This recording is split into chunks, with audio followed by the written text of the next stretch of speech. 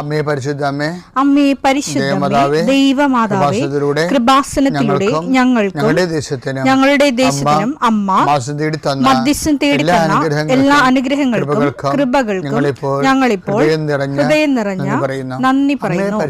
അമ്മേ പരിശുദ്ധമ്മേ, ദൈവമാതാവേ, 2004 ഡിസംബർ 7 ഉച്ചകഴിഞ്ഞ് 2:30 കൃപാസനത്തിൽ സംഭവിച്ച അമ്മയുടെ പ്രത്യക്ഷപ്പെടലിനെ തിരുസഭയ്ക്ക് സമർപ്പിച്ചിരിക്കുന്ന പഠനരേഖകളുടെ മേൽ സഭാത്മകമായ പഠനം ആരംഭിക്കുവാൻ ഞങ്ങൾ പ്രാർത്ഥിക്കുന്നു.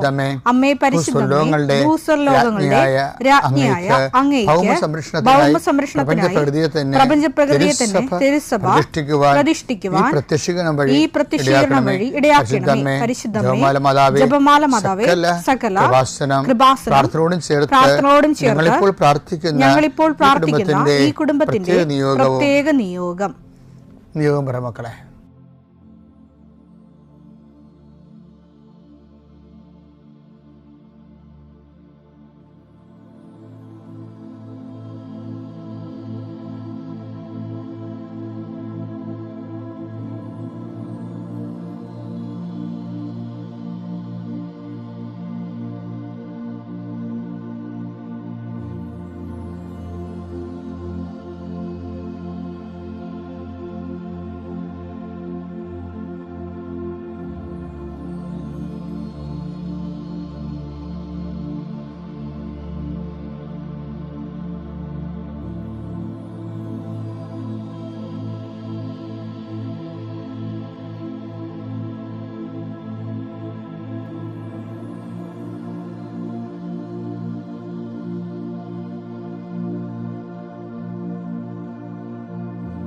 അമ്മയുടെ പ്രത്യക്ഷീകരണത്തിന്റെ ഈ അനുഗ്രഹവേളയിൽ ഞങ്ങൾക്ക് സാധിച്ചു തരുവാൻ കനിയണമേ. ആമേൻ. വിശ്വാസ പ്രമാണം.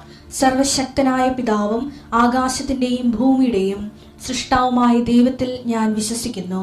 അവിടുത്തെ ഏകപുത്രനും ഞങ്ങളുടെ കർത്താവുമായ ഈശോമിശിഹായിലും ഞാൻ വിശ്വസിക്കുന്നു.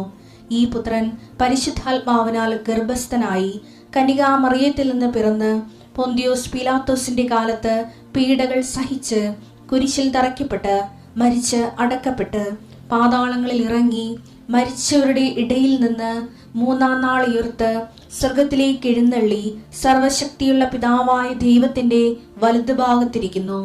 അവിടെ നിന്ന് ജീവിക്കുന്നവരെയും മരിച്ചവരെയും വിധിക്കുവാൻ വരുമെന്നും ഞാൻ വിശ്വസിക്കുന്നു. പരിശുദ്ധാത്മാവിലും ഞാൻ വിശ്വസിക്കുന്നു. വിശുദ്ധ കത്തോലിക്കാ സഭയിലും പുണ്യവാന്മാരുടെ ഐക്യത്തിലും പാപങ്ങളുടെ മോചനത്തിലും ശരീരത്തിന്റെ ഉയർപ്പിലും നിത്യമായ ജീവിതത്തിലും ഞാൻ വിശ്വസിക്കുന്നു. ആമേൻ. സ്വർഗ്ഗസ്ഥനായ ഞങ്ങളുടെ പിതാവേ, അങ്ങയുടെ നാമം പൂജിതമാകണമേ. അങ്ങയുടെ രാജ്യം വരണമേ. അങ്ങയുടെ തിരുമനസ് സ്വർഗത്തിലെ പോലെ ഭൂമിയിലും ആകണമേ. അന്നു വേണ്ടുന്ന ആഹാരം ഇന്ന് ഞങ്ങൾക്ക് തരണമേ. ഞങ്ങളോട് തെറ്റ് ചെയ്യുന്നവരോട് ഞങ്ങൾ ക്ഷമിക്കുന്നത് പോലെ ഞങ്ങളുടെ തെറ്റുകൾ ഞങ്ങളോടും ക്ഷമിക്കണമേ. ഞങ്ങളെ പ്രലോഭനത്തിൽ ഉൾപ്പെടുത്തരുതേ, തിന്മയിൽ ഞങ്ങൾ രക്ഷിക്കണമേ. ആമേൻ. നന്മ നിറഞ്ഞ മറിയമേ, സ്വസ്തി. കർത്താവ് അങ്ങയുടെ കൂടെ സ്ത്രീകളിൽ അങ്ങ് അനുഗ്രഹിക്കപ്പെട്ടവളാകുന്നു. അങ്ങയുടെ ഉദരത്തിൻ ഫലമായി ഈശോ അനുഗ്രഹിക്കപ്പെട്ടവനാകുന്നു. പരിശുദ്ധ മറിയമേ, തമ്പുരാന്റെ അമ്മേ, പാപികളായ ഞങ്ങൾക്ക് വേണ്ടി ഇപ്പോഴും ഞങ്ങളുടെ മരണസമയത്തും തമ്പുരാനോട് അപേക്ഷിക്കണമേ. ആമേൻ. കർത്താവേ, നിന്റെ ഉന്നതമായ നാമത്തിന് സ്തോത്രം ചെയ്യും. കർത്താവേ, നിന്റെ വിശുദ്ധ പൗരോഹിത്യത്തെ മഹത്വപ്പെടുത്തണമേ. കർത്താവേ, സഭയിലുള്ള സാന്നിധ്യം പ്രകടമാക്കണം.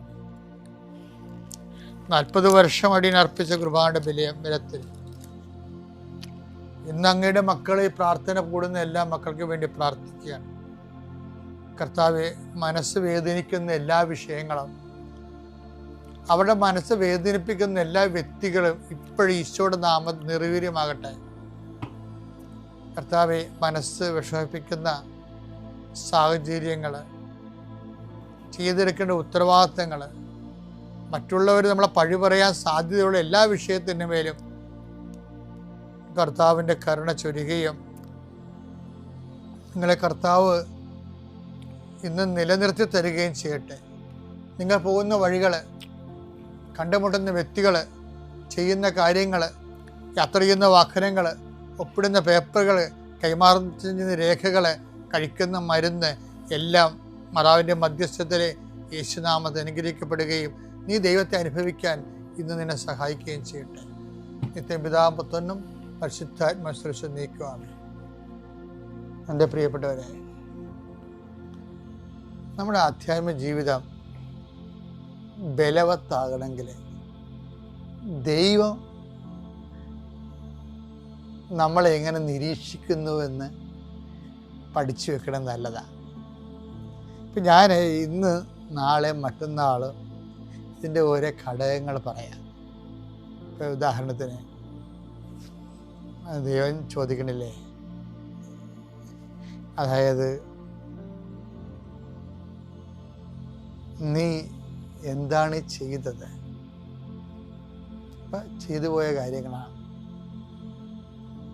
രണ്ടാമതൊരു ചോദ്യം ദൈവം ചോദിക്കും, നീ എന്ത് ചെയ്യുന്നു? അപ്പം ചെയ്തുകൊണ്ടിരിക്കുന്ന കാര്യങ്ങളാണ്.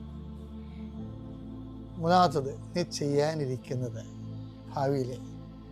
അപ്പോൾ ഈ ദൈവം നമ്മളെ നിരീക്ഷിക്കണ ഒരു വിഷയമുണ്ട്. ഞാൻ ആദ്യ ദിവസം പറയാം. ഉദാഹരണത്തിന് 33:13 എടുത്തേ. ദൈവമായ കർത്താവ് സ്ത്രീയോട് ചോദിച്ചു, നീ എന്താണ് ഈ ചെയ്തത്? ഇനി ഇത് ഹവ്വായോട് ചോദിക്കുന്ന ചോദ്യമാണ്. ഇനി ദൈവം കായേനോട് ചോദിക്കും. 34:10. എന്നാൽ കർത്താവ് പറഞ്ഞു, നീ എന്താണ് ചെയ്തത്? അപ്പൊ കായേൻ ആബേലിനെ കൊന്നല്ലോ.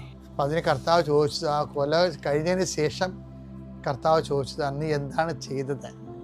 ഇപ്പൊ ഹവ്വ വിലക്കപ്പെട്ട കനി ഭക്ഷിച്ചു, കർത്താവിൻ്റെ കൽപ്പനക്കെതിരെ പ്രവർത്തിച്ചു കഴിഞ്ഞപ്പോൾ അവളോട് ചോദിച്ചത്, നീ എന്താണ് ചെയ്തത്? അപ്പം നമ്മുടെ ജീവിതത്തിൽ എപ്പോഴും അതുകൊണ്ടാണ് ഈ അനുതാപത്തിന് പ്രസക്തി വരണത്. ദൈവം ചോദിക്കുന്ന ഒരു ചോദ്യമാണിത്, നീ എന്താണ് ചെയ്തത്? എന്നുവെച്ചാൽ നിന്റെ കഴിഞ്ഞ കാലം എങ്ങനെയായിരുന്നു? അതിനെപ്പോഴും നമ്മൾ മറുപടി കൊടുക്കാൻ തയ്യാറായിരിക്കണം. അതിൻ്റെ മറുപടി ദൈവത്തിന് പറ്റുന്നൊരു മറുപടിയാണ് കൊടുക്കേണ്ടത്. കായേന് പറ്റിയ, ഹവായ്ക്കും പറ്റിയ ഒരു വിഷയം ദൈവത്തിന് പറ്റിയ മറുപടിയല്ല അവർ കൊടുത്തത്. അതായത് ഹവ്വായോടും അതുപോലെ തന്നെ കായനോടും ദൈവം കഴിഞ്ഞ കാലത്തെക്കുറിച്ച് ചോദിച്ചവരോട്, നിങ്ങൾ എന്താണ് ചെയ്തതെന്ന്. പക്ഷേ ഒരു പ്രശ്നമുള്ളതേ, നമ്മൾ കഴിഞ്ഞ കാലത്തെക്കുറിച്ച് ചോദിക്കുമ്പോൾ ഇവർ രണ്ടുപേരുടെ ഉത്തരം ദൈവത്തിന് സ്വീകാര്യമല്ലായിരുന്നു. ദൈവം പ്രതീക്ഷിച്ച ഉത്തരമല്ല അവർ പറഞ്ഞത്. അതാണ് അവർ ശിക്ഷയിൽ നിന്ന് വലിയ ഇളവ് ലഭിക്കാതിരുന്നതിൻ്റെ കാരണം. എന്താ അവളുടെ ഉത്തരം? എന്താ? അവൾ പറഞ്ഞു സർപ്പം എന്നെ വഞ്ചിച്ചു. അതാണ് അവർ ചെയ്ത കാര്യങ്ങൾ മറ്റവരുടെ കഴുത്തെ കെട്ടിവെച്ച്. ഇത് ദൈവം ഒരിക്കലും അക്സെപ്റ്റ് ചെയ്യത്തില്ല. ഭർത്താവ് പറഞ്ഞതുകൊണ്ടാണ് ഞാൻ അങ്ങനെ ചെയ്തത്, കുഞ്ഞിനെ നീ അബോർട്ട് ചെയ്യുമെന്ന് വിചാരിച്ചു. അത് ഭർത്താവ് ചെയ്തതെന്ന് പറഞ്ഞാൽ അതൊന്നും അംഗീകരിക്കത്തില്ല. നീയാണത് ചെയ്തത്. കാര്യം നിൻ്റെ വയറ്റിലാണ് കർത്താവ് കുഞ്ഞിനെ തന്നത്. അപ്പം അതിൻ്റെ പൂർണ്ണ അവകാശ ഉടമസ്ഥ ആ വിഷയമായിട്ട് ബന്ധപ്പെട്ടതെല്ലാം വേറെ ആര് പറഞ്ഞെന്ന് പറഞ്ഞാൽ അംഗീകരിക്കത്തില്ല. അല്ലെങ്കിൽ നിൻ്റെ ജീവന് കേടുണ്ടാകണം, അത് ഡോക്ടർ പറയണം. അപ്പം അത് പോലെ തന്നെയാണ് കായൻ എന്ന് പറഞ്ഞത്. കായൻ കൊടുത്ത മറുപടിയും ദൈവത്തിന് സ്വീകാര്യമല്ലായിരുന്നു. എന്താണ് കായൻ പറഞ്ഞെന്ന് നോക്കി. 34:9. കർത്താവ് കായനോട് ചോദിച്ചു, നിന്റെ സഹോദരൻ ആബേൽ എവിടെ? അവൻ പറഞ്ഞു, എനിക്കറിഞ്ഞുകൂടാ, സഹോദരന്റെ കാവൽക്കാരനാണോ ഞാൻ? ഇതാണ് ഒരു പ്രശ്നം. കണ്ടാ, അതായത് ദൈവം ഉദ്ദേശിക്കുന്ന ഒരു ഉത്തരം നമ്മൾ കൊടുക്കണം. അല്ലാതെ നമ്മളുടെ അപരാധങ്ങൾ നീതീകരിക്കുന്ന ഒരു ഉത്തരം കൃപാദായകമല്ല. ഒരു സാധനം ദൈവം ഏക്കത്തില്ല. അത് നീ എന്താണ് ചെയ്തത് നീ തന്നെ ഏക്കണം.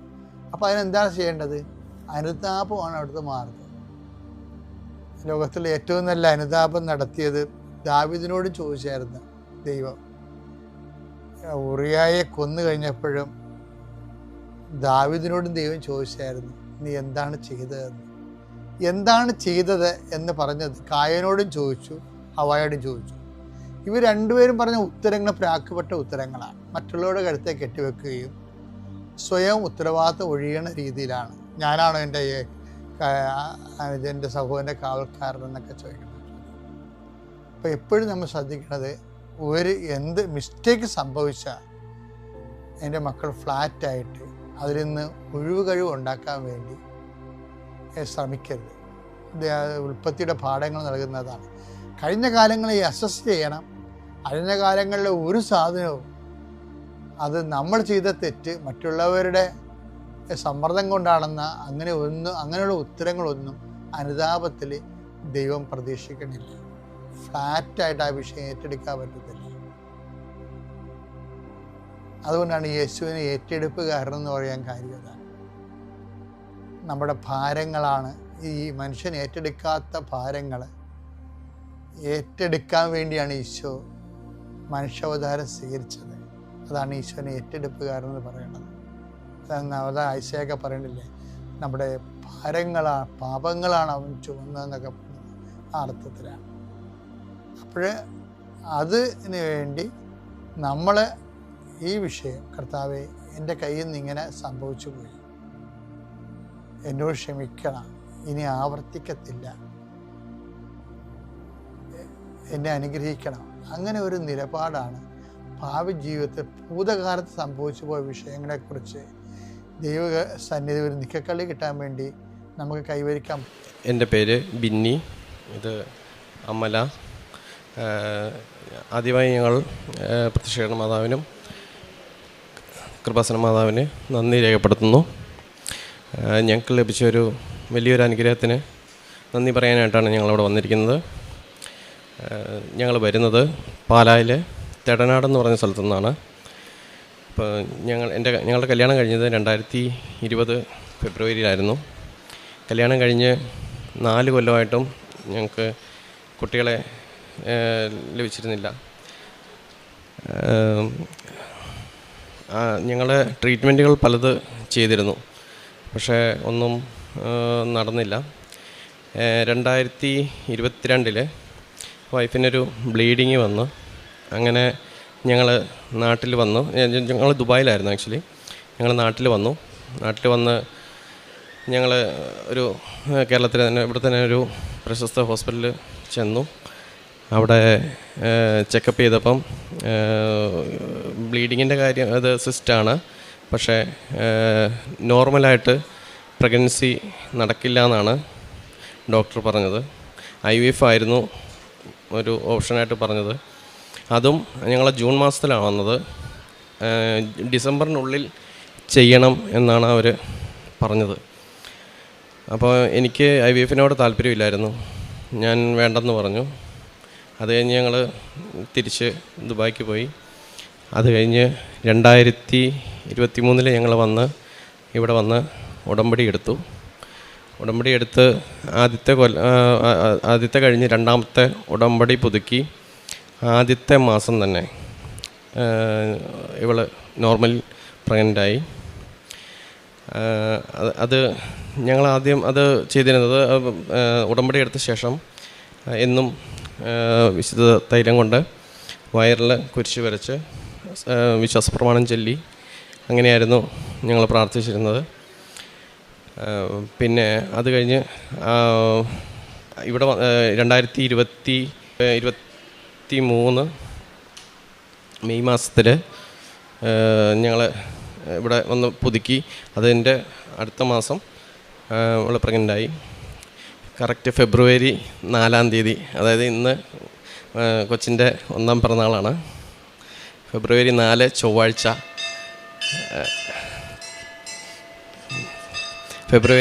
ചൊവ്വാഴ്ച തന്നെയാണ് കൊച്ചുണ്ടായത്. അപ്പം അത് കഴിഞ്ഞ് ഞങ്ങൾ ഒരു 8 മാസം കഴിഞ്ഞു. അത് കഴിഞ്ഞ് നോർമൽ ചെക്കപ്പിന് വേണ്ടിയിട്ട് ഹെൽത്ത് സെൻറ്ററിൽ ചെന്ന് കഴിഞ്ഞപ്പം കൊച്ചിൻ്റെ രണ്ട് കാലിലും തമ്മിൽ നീള വ്യത്യാസം ഉണ്ടെന്ന് പറഞ്ഞു. അത് അവിടുത്തെ നേഴ്സ് നോക്കി മെഷർ ചെയ്ത് കാണിച്ചു തന്നു. ഏകദേശം ഒരു 1.5 സെൻറ്റിമീറ്ററോളം വ്യത്യാസം ഇത് ഞങ്ങൾക്ക് കാണിച്ചു തന്നു. ഇത്രയും വ്യത്യാസമുണ്ട്, അപ്പോൾ അത് ഏതെങ്കിലും ഒരു ഡോക്ടറെ കൊണ്ട് കാണിക്കണം എന്ന് പറഞ്ഞു. അപ്പം ആകെ ഞങ്ങൾക്ക് വിഷമമായി, എന്ത് ചെയ്യണമെന്നറിയത്തില്ല. അപ്പം ഞങ്ങൾ പ്രാർത്ഥിച്ച് തൈലം കൊണ്ട് കാലെ കുരിശ് വരച്ച് പ്രാർത്ഥിച്ചു, വിശ്വാസപ്രമാണം ചൊല്ലി. അത് കഴിഞ്ഞ് ഒരു 2 ആഴ്ച കഴിഞ്ഞ് ഞങ്ങൾ ഡോക്ടറെ അടുത്ത് ചെന്നു. ഡോക്ടർ മെഷർ ചെയ്ത് നോക്കിയപ്പോൾ അത് കാണാനില്ല, രണ്ട് കാലും ഒരേപോലെ ഒരേ അളവ് തന്നെ. ഇതിൻ്റെ പേര് കൃപാമരിയ എന്നാണ് ഞങ്ങൾ ഇട്ടിരിക്കുന്നത്. മാതാവിനോടുള്ള സ്നേഹത്തിൽ പ്രതി ഞങ്ങൾ കൊച്ചിന് കൃപാമരിയ എന്നാണ് പേരിട്ടിരിക്കുന്നത്. ഇതുപോലെ ദൈവം തന്ന എല്ലാ അനുഗ്രഹങ്ങൾക്കും ഞങ്ങൾ നന്ദി പറയുന്നു.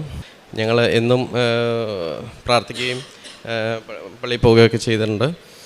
പിന്നെ പത്രം ഞങ്ങൾ വിതരണം ചെയ്യാറുണ്ടായിരുന്നു. അത് പള്ളികളിലും അടുത്ത വീടുകളിലും എല്ലായിടത്തും കൊടുത്തിട്ടുണ്ട്. പ്രവൃത്തികളായിട്ട് ഞങ്ങൾ ചെയ്തിരുന്നത് ഞങ്ങളുടെ ഒരു പരിചയമുള്ള ഒരു കുടുംബത്തിൽ, ആ സാമ്പത്തികമായിട്ട് ഒന്നും ഇല്ലാത്തതാണ്. ഒരു കൊച്ച് തളർന്ന് കിടക്കുന്നുണ്ട്. അപ്പോൾ അവർക്ക് ഞങ്ങൾ സാമ്പത്തികമായിട്ട് കുറച്ച് സഹായം ചെയ്യുമായിരുന്നു. അതുപോലെ പഠിക്കാൻ നിവൃത്തിയില്ലാത്ത 1-2 പേരുണ്ടായിരുന്നു. അവർക്ക് സാമ്പത്തികമായിട്ട് നമ്മൾ സഹായം ചെയ്യുന്നുണ്ട്. എല്ലാത്തിനും മാതാവിനോടും ഈശോയോടും നന്ദി പറയുന്നു. സങ്കീർത്തനങ്ങൾ 91, 14, 15 തിരുവചനങ്ങൾ. അവൻ സ്നേഹത്തിൽ എന്നോട് ഒട്ടി നിൽക്കുന്നതിനാൽ ഞാൻ അവനെ രക്ഷിക്കും. അവൻ എൻ്റെ നാമം അറിയുന്നതുകൊണ്ട് ഞാൻ അവനെ സംരക്ഷിക്കും. അവൻ എന്നെ വിളിച്ചപേക്ഷിക്കുമ്പോൾ ഞാൻ ഉത്തരമരുളും. അവൻ്റെ കഷ്ടതയിൽ ഞാൻ അവനോട് ചേർന്ന് നിൽക്കും. ഞാൻ അവനെ മോചിപ്പിക്കുകയും മഹത്വപ്പെടുത്തുകയും ചെയ്യും. അമല ബിന്നി എന്ന ഈ സഹോദരിയുടെ ഉടമ്പടിയിൽ ബിന്നി എന്ന ജീവിത പങ്കാളി നമ്മുടെ കുടുംബത്തിൽ ലഭിച്ച വലിയ ദൈവാനുഗ്രഹത്തെയാണ് ഈ നിമിഷം പങ്കുവച്ചത്. സഹോദരൻ സാക്ഷികൂടാരത്തിൽ സൂചിപ്പിച്ചു, ഇങ്ങനെ വിവാഹം കഴിഞ്ഞ ആദ്യ നാളുകളിൽ തന്നെ ചെറിയ ചെറിയ പ്രയാസങ്ങൾ കുഞ്ഞുങ്ങളുണ്ടാകാതിരിക്കുവാൻ കണ്ടുകൊണ്ടിരുന്നു. പിന്നീട് IVF മാത്രമേ വഴിയുള്ളൂ എന്ന് ഡോക്ടർമാർ പറഞ്ഞു. അത് ഒരു തരത്തിലും ഉൾക്കൊള്ളുവാൻ എനിക്ക് പറ്റുന്നതായിരുന്നില്ല. കാരണം നാളെ ഒത്തിരി മാപ്പ് പറയേണ്ട വിഷയമായി അത് തീരുമെന്നറിയാവുന്നത് കൊണ്ട് ഞാൻ പൂർണ്ണമായും IVF ഇല്ല എന്നൊരു തീരുമാനമാണ് ഡോക്ടർമാരെ അറിയിച്ചത്. അതൊരു ഗൗരവമുള്ള ഒരു നിലപാടാണ്. കുഞ്ഞ് വേണം എന്ന കുടുംബത്തിൻ്റെത് വലിയ ആഗ്രഹവും വലിയ പരിശ്രമവും വലിയ സന്തോഷത്തിൻ്റെ കാരണവുമാകുമ്പോഴും അത് അഹിതമായ മാർഗങ്ങളിലൂടെ യാതൊരു കാരണവശാലും സ്വന്തമാക്കുന്നതിന് ഒരിക്കലും തയ്യാറാവില്ല എന്ന് ദൈവികമായ പദ്ധതിയോട് ചേർന്ന് മാത്രമേ ജീവിതം സൂക്ഷിക്കൂ എന്ന തീരുമാനമെടുക്കുന്നത് അത് വളരെ ഗൗരവമുള്ള കാര്യമാണ്. ഈ കുടുംബമെടുത്ത ആ ഒരു നിലപാട്, ആ നിലപാടിന് ദൈവം കൊടുത്ത അനുഗ്രഹമാണ് കരങ്ങളിലിരിക്കുന്ന ഈ കുഞ്ഞ്. പ്രിയമുള്ളവരെ, പലതരത്തിലും നമുക്ക് നന്മകൾ സ്വീകരിക്കുന്നതിന് വേണ്ടി വളരെവഴികളിൽ ജീവിക്കാൻ പറ്റും. അത് പ്രത്യക്ഷത്തിൽ നന്മയെന്ന് കരുതുമ്പോഴും നമ്മൾ അതിനോടൊപ്പം വലിയ ക്ലേശത്തിൻ്റെയും ദുരിതത്തിൻ്റെയും ഒരു കാര്യം കൂടി ജീവിതത്തോട് ചേർത്ത് വയ്ക്കുന്നുണ്ട്. എപ്പോഴും ഓർക്കണം, നമ്മളൊരു അനുഗ്രഹത്തിൻ്റെ കാര്യത്തിന് വേണ്ടി ജീവിതത്തിൽ തീരുമാനിക്കുമ്പോൾ, പരിശ്രമിക്കുമ്പോൾ, പ്രാർത്ഥിക്കുമ്പോൾ, അത് സാമ്പത്തിക നേട്ടമാവട്ടെ, തൊഴിലാവട്ടെ, കുഞ്ഞുങ്ങളാവട്ടെ, കുടുംബത്തിൻ്റെ വർധനവാവട്ടെ, വിവാഹമാവട്ടെ, ഒരു നേരായ രീതിയും ദൈവിഷ്ടപ്രകാരമുള്ള ജീവിതത്തിൻ്റെ ക്രമവും നമുക്ക് ഉണ്ടാവണം. ഒരാളുടെയും കവർന്നെടുക്കുന്നതിന് ഒന്നിനെയും ദൈവിക നിയമങ്ങളെ തെറ്റിച്ചുകൊണ്ടും കാറ്റിൽ പറത്തിക്കൊണ്ടും നമ്മുടെ ജീവിതത്തിൻ്റെ താൽക്കാലിക സന്തോഷങ്ങൾക്കും നേട്ടങ്ങൾക്കും വേണ്ടി കാര്യങ്ങൾ സ്വന്തമാക്കുന്നതിന് ശ്രദ്ധ വയ്ക്കരുത്. അത് നമുക്ക് കൂടുതൽ അപകടവും ദുരിതവും കൊണ്ടുവരും. സഹോദരൻ IVF വേണ്ട എന്ന് പറയുവാൻ കാരണം അത് വിശ്വാസപ്രകാരം തെറ്റാണ്. അതൊത്തിരി കുഞ്ഞുങ്ങളെ കൊന്നുകൊണ്ട് തങ്ങൾക്കൊരു കുഞ്ഞിനെ കിട്ടുന്നതിന് വേണ്ടിയുള്ളൊരു പരിശ്രമമാണ്. അതുകൊണ്ടത് ദൈവത്തിന് നിരക്കുന്നതല്ല. ആ ദൈവത്തിന് നിരക്കാത്ത പ്രവൃത്തി എൻ്റെ കുടുംബത്തിന് സന്തോഷത്തിന് കാരണമാകേണ്ടതില്ല എന്നതായിരുന്നു തീരുമാനം. പക്ഷേ കുടുംബം ഒരുമിച്ച് ഉടമ്പടി എടുക്കുവാൻ വേണ്ടി ആഗ്രഹിക്കുമ്പോഴും ബിന്നി പറയുന്നുണ്ട്, എനിക്കത് അത്ര വലിയ ഒരു താല്പര്യമുള്ള കാര്യമായി തോന്നിയിരുന്നില്ല. എങ്കിലും ഭാര്യയുടെ ഒരു ആശ്വാസവും സന്തോഷവും പ്രതീക്ഷയുമല്ലേ, ഞാനായിട്ട് അതിനെതിരെ നിൽക്കുന്നില്ല എന്നതുകൊണ്ട് ഞാൻ എൻ്റെ ഭാര്യയെ ഇവിടെ കൂട്ടിക്കൊണ്ടു വന്നതാണ്. ആദ്യകാലത്ത് അവൾ ഉടമ്പടി ജീവിക്കുമ്പോഴും ഞാനിത് സൈലൻ്റായിട്ട് അകലം പാലിക്കുകയാണ് ചെയ്തത്. ആദ്യത്തെ ഉടമ്പടി തീരുന്ന കാലത്തിലും അവൾ രണ്ടാമത് പുതുക്കണമെന്ന് പറഞ്ഞപ്പോഴും എനിക്കിത്തിരി വിശ്വാസക്കുറവാണ് ഉണ്ടായിരുന്നത്. എങ്കിലും ഭാര്യയെ വേദനിപ്പിക്കാതിരിക്കുവാൻ അവരുടെ ഒരു വിശ്വാസവും ജീവിതവും നന്നായി അത് മുന്നോട്ട് പോട്ടെ എന്ന് കരുതി ഞാൻ കൂടെ വരികയാണ് ചെയ്തത്. അങ്ങനെ ഉടമ്പടി പുതുക്കിക്കഴിഞ്ഞ് അത് അമ്മ മാതാവിനോട് അല്പം കൂടി അടുക്കുവാൻ, പ്രാർത്ഥനയിൽ ഇത്തിരി കൂടി സ്ഥിരപ്പെടുവാൻ, വിശ്വാസത്തോടെ ഒരല്പം കൂടി ജീവിതം മുന്നോട്ട് നയിക്കുവാൻ അമ്മ സഹായിച്ചു കൊണ്ടിരുന്നു. അതിൻ്റെ അനുഗ്രഹമാണ് കരങ്ങളിലിരിക്കുന്ന കുഞ്ഞ് എന്ന് സാക്ഷ്യപ്പെടുത്തുകയാണ്. ശരിക്കും അമല ഗർഭിണിയായതിനു ശേഷമാണ് ബിന്നിക്ക് വിശ്വാസം വർദ്ധിക്കുന്നത്. എല്ലാ ദിവസവും കുർബാനയ്ക്ക് പോകുന്ന വിധത്തിൽ, പ്രാർത്ഥനകൾ ചെയ്യുന്ന വിധത്തിൽ, കാരുണ്യ പ്രവൃത്തികൾ ചെയ്യുന്ന വിധത്തിൽ തൻ്റെ തന്നെ ജീവിതം കൂടുതൽ ദൈവേഷ്ടപ്രകാരവും ദൈവികതയോട് ചേർന്നും വളരുന്നത് ഒരു അനുഭവം തൻ്റെ കുടുംബത്തിൽ ദൈവം കാണിച്ചു തരുമ്പോഴെന്ന് ബിന്നി സൂചിപ്പിക്കുന്നുണ്ടായിരുന്നു. പ്രിയമുള്ളവരെ, ഉടമ്പടി നമ്മളെ എപ്പോഴും ശാന്തമായി വിശ്വാസത്തിൻ്റെ ആഴത്തിലേക്കും ആത്മീയതയുടെ വിശ്വസ്തതയിലേക്ക് നയിച്ചുകൊണ്ടിരിക്കും. ദൈവം കൂടെയുണ്ട് എന്നൊരു ബോധ്യം നമുക്ക് നൽകിക്കൊണ്ടിരിക്കും. നമ്മുടെ പ്രാർത്ഥനകൾക്ക് ഉത്തരമുണ്ട് എന്ന തെളിവുകൾ നമുക്ക് നൽകിക്കൊണ്ടിരിക്കും. നമ്മുടെ ജീവിതത്തിൽ തന്നെ ഒരു സംരക്ഷണവും ഒരു സന്തോഷവുമൊക്കെ ഉടമ്പടി ജീവിതം നമുക്ക് കൈമാറിക്കൊണ്ടിരിക്കും. കുഞ്ഞുങ്ങൾ മറ്റൊരു തരത്തിലും ഉണ്ടാവില്ലെന്ന് ഡോക്ടർമാർ പറയുമ്പോഴും എൻ്റെ കർത്താവിൽ ആശ്രയിച്ചാൽ, എൻ്റെ അമ്മ മാതാവിൻ്റെ പ്രത്യക്ഷീകരണത്തിൻ്റെ കൃപയാൽ എൻ്റെ കുടുംബത്തിനൊരു കുഞ്ഞുണ്ടാകും എന്നൊരു പ്രത്യാശയാണ് അമരയെ കൊണ്ട് ഉടമ്പടി എടുപ്പിക്കുവാൻ കാരണമാകുന്നതും.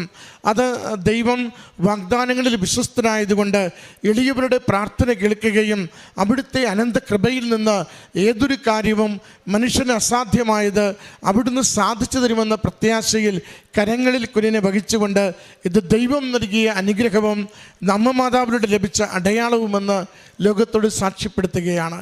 പ്രിയമുള്ളവരെ, അത് കുഞ്ഞ് പിറന്നതിന് ശേഷവും കുടുംബം പറയുന്നുണ്ട്, ഞങ്ങൾക്ക് അമ്മയിൽ വിശ്വാസവും ശരണവും ഉണ്ടായിരുന്നു. ജീവിതം മുന്നോട്ട് പോയി കുറേ നാൾ കഴിയുമ്പോൾ അറിയുന്നു കുഞ്ഞിൻ്റെ കാലുകൾ അത് കൂട്ടി നോക്കുമ്പോൾ അത് 2 സെൻറ്റിമീറ്ററിൻ്റെ വ്യത്യാസം കാണിക്കുന്നു. അതും അവർ ചികിത്സയ്ക്കും മറ്റു കാര്യങ്ങൾക്കും വേണ്ടി നിർദ്ദേശിക്കുമ്പോൾ ഞങ്ങൾക്ക് വിശ്വാസവും ഞങ്ങളെ എന്നും സഹായിച്ചതുമായ ഉടമ്പടി തൈലം അത് കുഞ്ഞിൻ്റെ കാലുകളിൽ കുരിശടയാളം വരച്ച് വിശ്വാസ പ്രമാണം ചൊല്ലി ഈശോയ്ക്ക് എന്തും തരുവാൻ കഴിവുണ്ട്, ഈ കുഞ്ഞിൻ്റെ കാലുകൾക്കുള്ള വലിപ്പ വ്യത്യാസം പോലും നീള വ്യത്യാസം പോലും അത് പരിഹരിക്കുവാൻ ഈശോയ്ക്ക് നിമിഷങ്ങൾ മതി എന്ന പ്രത്യാശയോടുകൂടി പ്രാർത്ഥിച്ചുവെന്ന് സഹോദരൻ സൂചിപ്പിച്ചു. 2 ആഴ്ച കഴിഞ്ഞ് മറ്റൊരു ഡോക്ടറെ കാണിക്കുമ്പോൾ 2 കാലുകൾക്കും തുല്യ അളവേയുള്ളൂ, യാതൊരു തരത്തിലുള്ള കുറവും കുഞ്ഞിനില്ല എന്ന് ഡോക്ടർമാർ സാക്ഷ്യപ്പെടുത്തിയെന്ന്.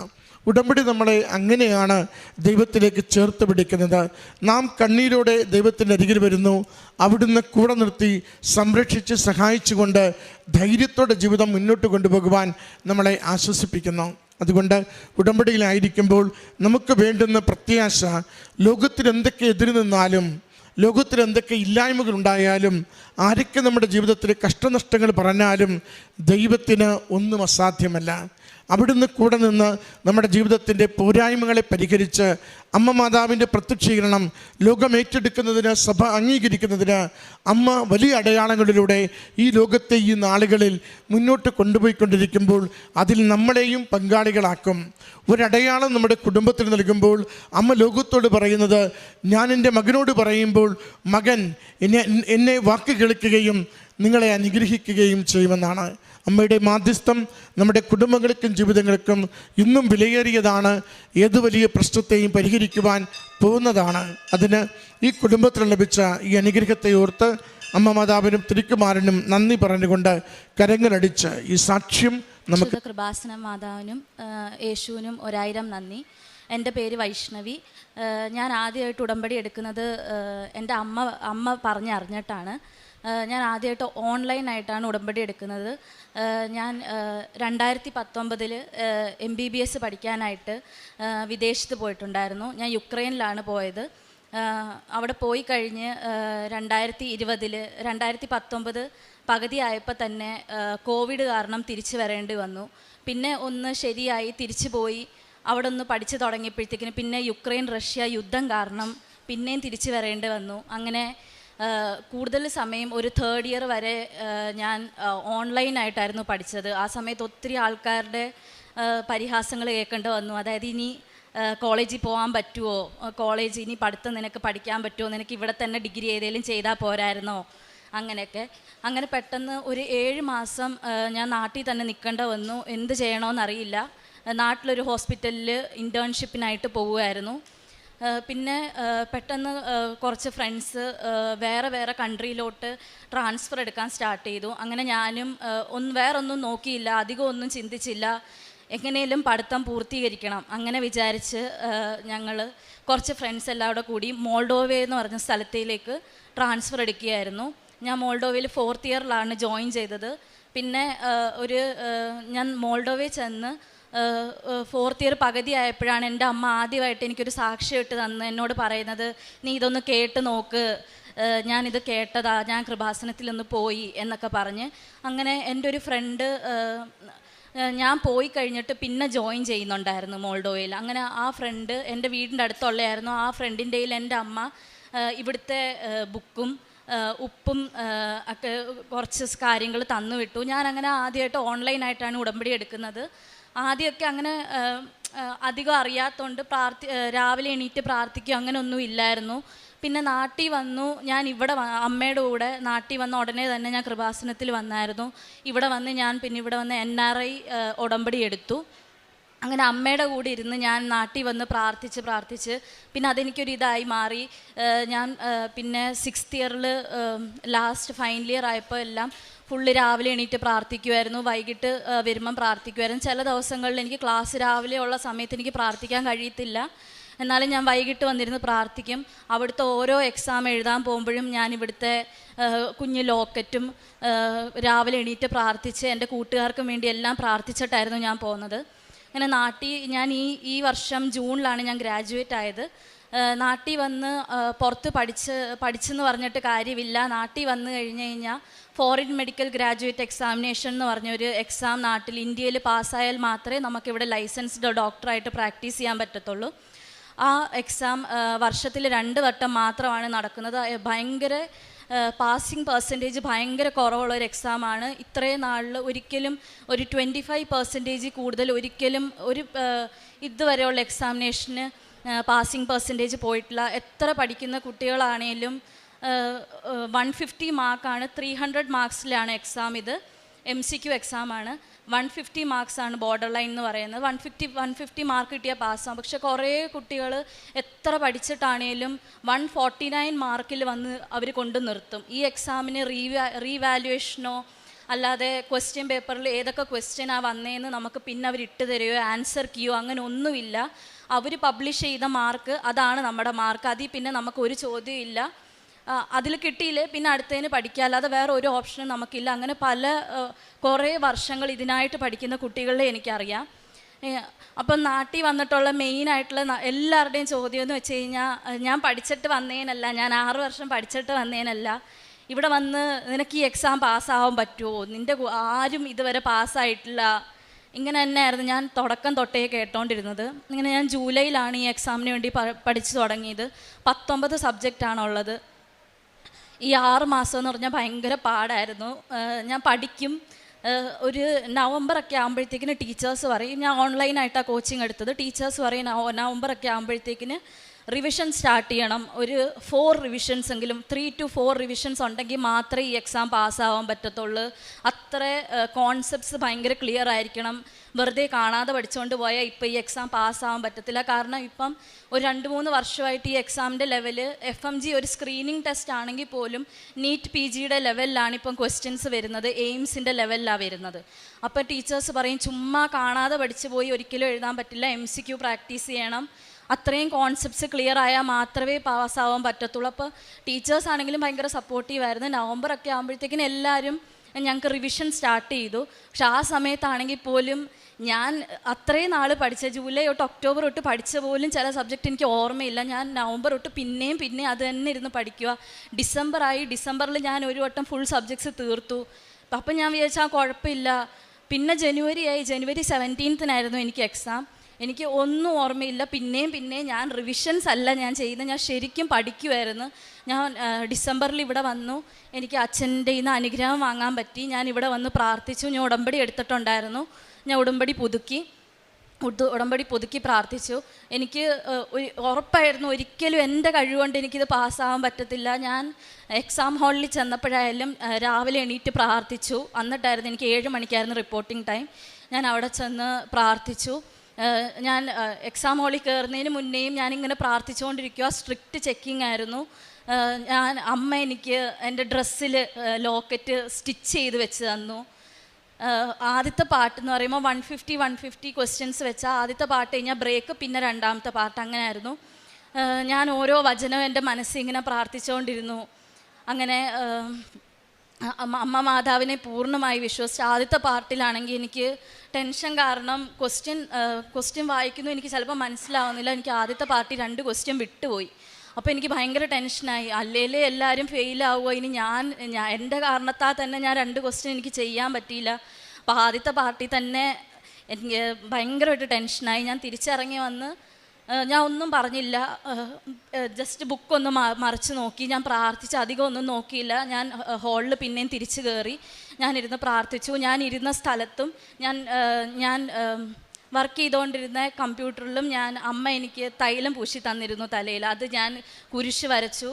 ഞാൻ മൗസിൻ്റെ അവിടെ ആരും കാണാതെ കുറച്ച് ഉപ്പ് വെതറി ഞാൻ പ്രാർത്ഥിച്ചു. അമ്മയുണ്ടെങ്കിൽ മാത്രമേ എനിക്ക് പാസ്സാവാൻ പറ്റത്തുള്ളൂ. അല്ല, സെക്കൻഡ് പാർട്ടായപ്പോൾ ഞാൻ പ്രാർത്ഥിച്ചു, ആദ്യത്തെ ക്വസ്റ്റ്യനെങ്കിലും എനിക്ക് അറിയാവുന്നതായിരിക്കണേ, അങ്ങനെയെങ്കിലും എനിക്ക് സമാധാനത്തോടൊന്ന് എഴുതാൻ പറ്റണേ.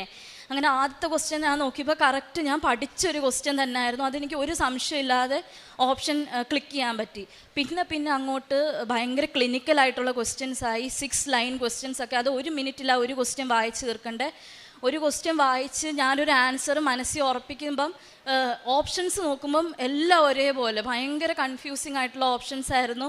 ഞാൻ പിന്നെ ഒന്നും അധികം സമയം കളഞ്ഞു കഴിഞ്ഞാൽ ബാക്കി ക്വസ്റ്റ്യൻസ് വിട്ടുപോകുന്നു പേടിച്ചിട്ട് ഞാൻ അമ്മ മാതാവിനെ വിശ്വസിച്ച് ഞാൻ ഓപ്ഷൻസ് ക്ലിക്ക് ചെയ്തു. ഞാൻ എക്സാം കഴിഞ്ഞ് ഇറങ്ങി. ഞാൻ എന്നിട്ട് ഇറങ്ങാൻ നേരത്ത് അവിടുത്തെ ഗേറ്റിൻ്റെ അവിടെ കുറച്ച് ഉപ്പിട്ട് ഞാൻ പ്രാർത്ഥിച്ചു, ദൈവമേ എനിക്കിനി ഈ ഒരു എക്സാം എഴുതാൻ ഒന്നുകൂടെ ഈ സെൻറ്ററിൽ വരല്ലേ. അങ്ങനെ ഞാൻ പ്രാർത്ഥിച്ചു. തിരിച്ചു വന്നപ്പോഴും എല്ലാവരും നല്ല സങ്കടത്തിലായിരുന്നു. പിന്നെ ഫ്രണ്ട്സും പറഞ്ഞു നല്ല പാടായിരുന്നു. ടീച്ചേഴ്സും ഞാൻ വിചാരിച്ചു എനിക്ക് മാത്രമാണ് ഭയങ്കര പാട്. അങ്ങനെ ടീച്ചേഴ്സും പറഞ്ഞു ഈ വട്ടത്തെ എക്സാം ഭയങ്കര പാടായിരുന്നു. അപ്പോൾ ഞാൻ വിചാരിച്ചു ദൈവമേ ഞങ്ങൾ എഴുതുന്ന എവിടെ പോയാലും തടസ്സങ്ങളാണല്ലോ എന്ന് ഞാൻ വിചാരിച്ചു. അങ്ങനെ അമ്മ മാതാവിനെ പൂർണ്ണമായും വിശ്വസിച്ച് പ്രാർത്ഥിച്ചു. എൻ്റെ ഫ്രണ്ട്സ് പറയുമായിരുന്നു അന്ന് 24 മണിക്കൂറിനുള്ളിൽ തന്നെ നമ്മുടെ കൂട്ടുകാർ ഫ്രണ്ട്സ് എല്ലാം സ്റ്റുഡൻസ് ഓർമ്മയുള്ള ടോപ്പിക്സ് ക്വസ്റ്റ്യൻസ് ആക്കി. അതായത് നമുക്ക് കറക്റ്റായിട്ട് ഒരിക്കലും ക്വസ്റ്റ്യൻസ് പറഞ്ഞു കൊടുക്കാൻ പറ്റത്തില്ല. അത്ര ക്ലിനിക്കൽ രീതിയിലായിരുന്നു ഈ വട്ടം ക്വസ്റ്റ്യൻ ചോദിച്ചത്. എയിംസ് ലെവലിലായിരുന്നു ക്വസ്റ്റ്യൻ ചോദിച്ചത്. ഒരിക്കലും അതൊരു സ്ക്രീനിങ് ടെസ്റ്റ് പോലെ അല്ലായിരുന്നു, നീറ്റ് PG ലെവലിലായിരുന്നു. അപ്പം അവർ ഫ്രണ്ട്സ് പറഞ്ഞു കൊടുക്കുന്ന രീതിയിൽ ടീച്ചേഴ്സ് ഒരു ക്വസ്റ്റ്യൻസ് ക്രിയേറ്റ് ചെയ്തു, അതിനായിട്ടുള്ള ഓപ്ഷൻസ് ക്രിയേറ്റ് ചെയ്തു. അങ്ങനെ 24 മണിക്കൂറിനുള്ളിൽ തന്നെ നമ്മളൊരു എക്സാം എഴുതി ഒന്ന് റിലാക്സ് ആവുന്നതിന് മുന്നേ തന്നെ ഇതിൻ്റെ ആൻസേഴ്സ് വന്നു തുടങ്ങി.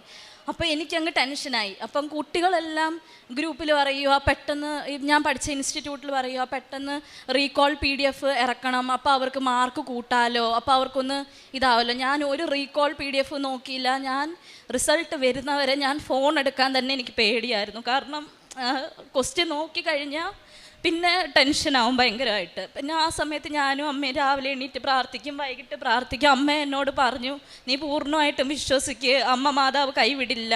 അങ്ങനെ എൻ്റെ കൂട്ടുകാരി ഒരു ദിവസം ഇതേപോലെ വിളിച്ചു പറഞ്ഞു, അയ്യോ ഞാനൊരു ക്വസ്റ്റ്യൻ നോക്കി, എനിക്കറിയാവുന്ന ക്വസ്റ്റ്യനായിട്ട് പോലും എനിക്കത് മാർക്ക് ചെയ്യാൻ പറ്റിയില്ല, മിക്കവാറും ഫെയിലാവും. അങ്ങനെ തന്നെ എല്ലാവരും പറഞ്ഞത്. എനിക്ക് യാതൊരു പ്രതീക്ഷയില്ലായിരുന്നു ഞാൻ പാസ്സാവും എന്നുള്ളത്. അങ്ങനെ ഈ ജനുവരി 29-ാം തീയതി വൈകിട്ട് ഒരു 7 മണിയായപ്പോഴാണ് റിസൾട്ട് വന്നത്. രാവിലെ അമ്മ ഞങ്ങൾ പ്രാർത്ഥിച്ച് കഴിഞ്ഞ് രാവിലെ ഞാൻ എണീറ്റ് കഴിഞ്ഞപ്പോൾ അമ്മ എന്നോട് പറഞ്ഞു നീ നോക്കിക്കോ, ഇന്ന് വൈകിട്ട് എന്തായാലും റിസൾട്ട് വരും, എന്തായാലും വൈകിട്ട് ഒരു 7 മണിക്കുള്ളിൽ റിസൾട്ട് വരും. അങ്ങനെ ഞാൻ ഫോൺ നോക്കിയില്ല. പെട്ടെന്ന് ഞാൻ പോയി ഫോൺ നോക്കിയപ്പം വാട്സപ്പിൽ ഫുള്ള് PDFs കിടക്കുന്നു. ചുമ്മാ എടുത്ത് നോക്കി. PDF തുറക്കുന്നതിന് മുന്നേ ഞാൻ മാതാവിനെ പ്രാർത്ഥിച്ചിട്ടാണ് ഞാൻ PDF തുറന്നത്. അമ്മ മാതാവിൻ്റെയും യേശുവിൻ്റെ അനുഗ്രഹം കാരണം എനിക്ക് ഈ എക്സാം പാസ്സാവാൻ പറ്റി. ഞാൻ എൻ്റെ ഒരു കൂട്ടുകാരെയും കൊണ്ട് ഞാനിവിടെ വന്നിരുന്നു. എക്സാം കഴിഞ്ഞ് ഒരു സൺഡേ ഞാൻ കഴിഞ്ഞ ആഴ്ച ഇവിടെ വന്നിരുന്നു. അന്ന് ഞാൻ മാതാവിനോട് പറഞ്ഞായിരുന്നു, അമ്മ മാതാവേ എനിക്ക് അടുത്ത ആഴ്ച ഇവിടെ വന്ന് സന്തോഷത്തോടെ സാക്ഷ്യം പറയാൻ പറ്റണമേ, അമ്മയുടെ ഒരു സാക്ഷിയെ എന്നെ ഉയർത്തണേ എന്ന് ഞാൻ പ്രാർത്ഥിച്ചിരുന്നു. അമ്മ മാതാവിൻ്റെയും ഈശോയുടെയും അനുഗ്രഹം കാരണം എനിക്കിന്ന് ഇവിടെ നിന്നൊരു സാക്ഷ്യം പറയാൻ സാധിച്ചു. കാരുണ്യപ്രവൃത്തിയായി ഞങ്ങൾ അനാഥാലയങ്ങളിൽ പോകുമായിരുന്നു. അവിടെ ഞങ്ങൾക്ക് പറ്റുന്ന രീതിയിൽ ഒരു തുക അവിടെ ഞങ്ങൾ കൊടുക്കുമായിരുന്നു. പിന്നെ പ്രേക്ഷിത പ്രവർത്തനമായി ഞങ്ങൾ ഇവിടുന്ന് കിട്ടുന്ന പത്രം ഹോസ്പിറ്റലുകളിലും പേഷ്യൻസിനൊക്കെ കൊടുത്ത് പ്രാർത്ഥിക്കുമായിരുന്നു. പിന്നെ ഞാൻ അവിടെ ആയിരുന്നപ്പോഴും അങ്ങനെ ഞാനൊരു 10th ക്ലാസ് തൊട്ടേ ചർച്ചിൽ പോകുന്ന ഒരാളാണ്. എന്നാലും അങ്ങനെ ഡീപ്ലി പ്രാർത്ഥിക്കുന്ന ഒരാളല്ല. കറക്റ്റായിട്ടൊരു ഇതൊരു വെച്ച് പ്രാർത്ഥിക്കുന്നില്ല. പക്ഷെ ഉടമ്പടി എടുത്തതിന് ശേഷം ഞാൻ കറക്റ്റായിട്ട് പ്രാർത്ഥിക്കുന്നുണ്ട്. ഞാൻ അവിടെ പഠിച്ച സമയത്താണെങ്കിലും ഞാൻ എൻ്റെ ഒരു ഫ്രണ്ടിൻ്റെ കൂടെ ഇടയ്ക്കിടയ്ക്ക് പള്ളിയിൽ പോകുമായിരുന്നു. ന്യൂ ഇയറിൻ്റെ സമയത്തായാലും അവിടുത്തെ പ്രാർത്ഥനയിലെല്ലാം പങ്കെടുക്കുമായിരുന്നു. അത്രയേ ഉള്ളൂ. ഞാൻ ഇവിടെ വന്ന് പ്രാർത്ഥിച്ചതിൻ്റെ ഫലമായി അമ്മ മാതാവും ഈശോൻ്റെ അനുഗ്രഹവും കൊണ്ട് എനിക്ക് വലിയൊരു വിജയം നൽകിയതിന് ഒത്തിരി നന്ദി. സ്തഫാനിയ 3:17 നിൻ്റെ ദൈവമായ കർത്താവ് വിജയം നൽകുന്ന യോദ്ധാവ് നിൻ്റെ മധ്യയുണ്ട്. വൈഷ്ണവി എന്ന ഈ മകളുടെ ഫോറിൻ മെഡിക്കൽ പഠനവും ഇവിടെ നാട്ടിൽ വന്ന അതിൻ്റെ തത്തുല്യ പരീക്ഷ എഴുതി വിജയിച്ചതുമാണ് മകൾ ഈ സാക്ഷ്യത്തിലൂടെ പങ്കുവച്ചത്. രണ്ടും ഏറെ പ്രതിസന്ധിയും ക്ലേശവും നിറഞ്ഞ കാലമായിരുന്നുവെന്ന് മകൾ ഓർമ്മിപ്പിക്കുന്നുണ്ട്. ഉക്രൈനിലാണ് മെഡിക്കൽ പഠനത്തിന് പോയത്. അവിടെ ഉണ്ടായ തുടർച്ചയായ യുദ്ധങ്ങൾ മകളുടെ പഠനത്തെ സാരമായി ബാധിച്ചു. എങ്കിലും അമ്മ മാതാവിൻ്റെ സംരക്ഷണവും ഉടമ്പടിയുടെ ബലവും അത് മറ്റൊരു രാജ്യത്തേക്ക് പഠനം പൂർത്തീകരിച്ചെടുക്കുവാൻ മകളെ സഹായിച്ചു. നാട്ടിൽ വന്ന ഏറെ ക്ലേശകരമായ FMG പരീക്ഷ മകൾ എഴുതുമ്പോൾ അത് തയ്യാറെടുക്കും തോറും അതിൻ്റെ ഇൻറ്റൻസിറ്റിയും ആ സിലബസിൻ്റെ വ്യാപ്തിയും ഒക്കെ മകൾ കാണുന്തോറും ഏറെ ക്ലേശം അനുഭവിച്ചിരുന്നു. മകൾ പറഞ്ഞു, കൂടെയുള്ളവർ റിവിഷൻ ചെയ്തുകൊണ്ടിരുന്ന സമയത്ത് പോലും ഞാൻ ആദ്യ ഭാഗം ഒന്ന് വായിച്ചു തീർക്കുവാൻ കഷ്ടപ്പെടുന്ന നാളുകളായിരുന്നുവെന്ന്. പരീക്ഷ എഴുതുവാൻ വേണ്ടി ചെന്ന ചോദ്യങ്ങൾ വായിക്കുമ്പോൾ ഉത്തരങ്ങളെല്ലാം ഒരേപോലെ തോന്നുകയും എന്തടയാളപ്പെടുത്തണമെന്ന് പോലും അറിയാതെ ഞാൻ ക്ലേശിക്കുകയും ചെയ്തു. അപ്പോഴൊക്കെയും എൻ്റെ ഉടമ്പടി മാതാവും ഉടമ്പടി നേർച്ചവസ്തുക്കളുമാണ് എന്നെ ഉത്തരങ്ങൾ കൃത്യമായി ലോക്ക് ചെയ്ത് പോകുവാൻ സഹായിച്ചതും.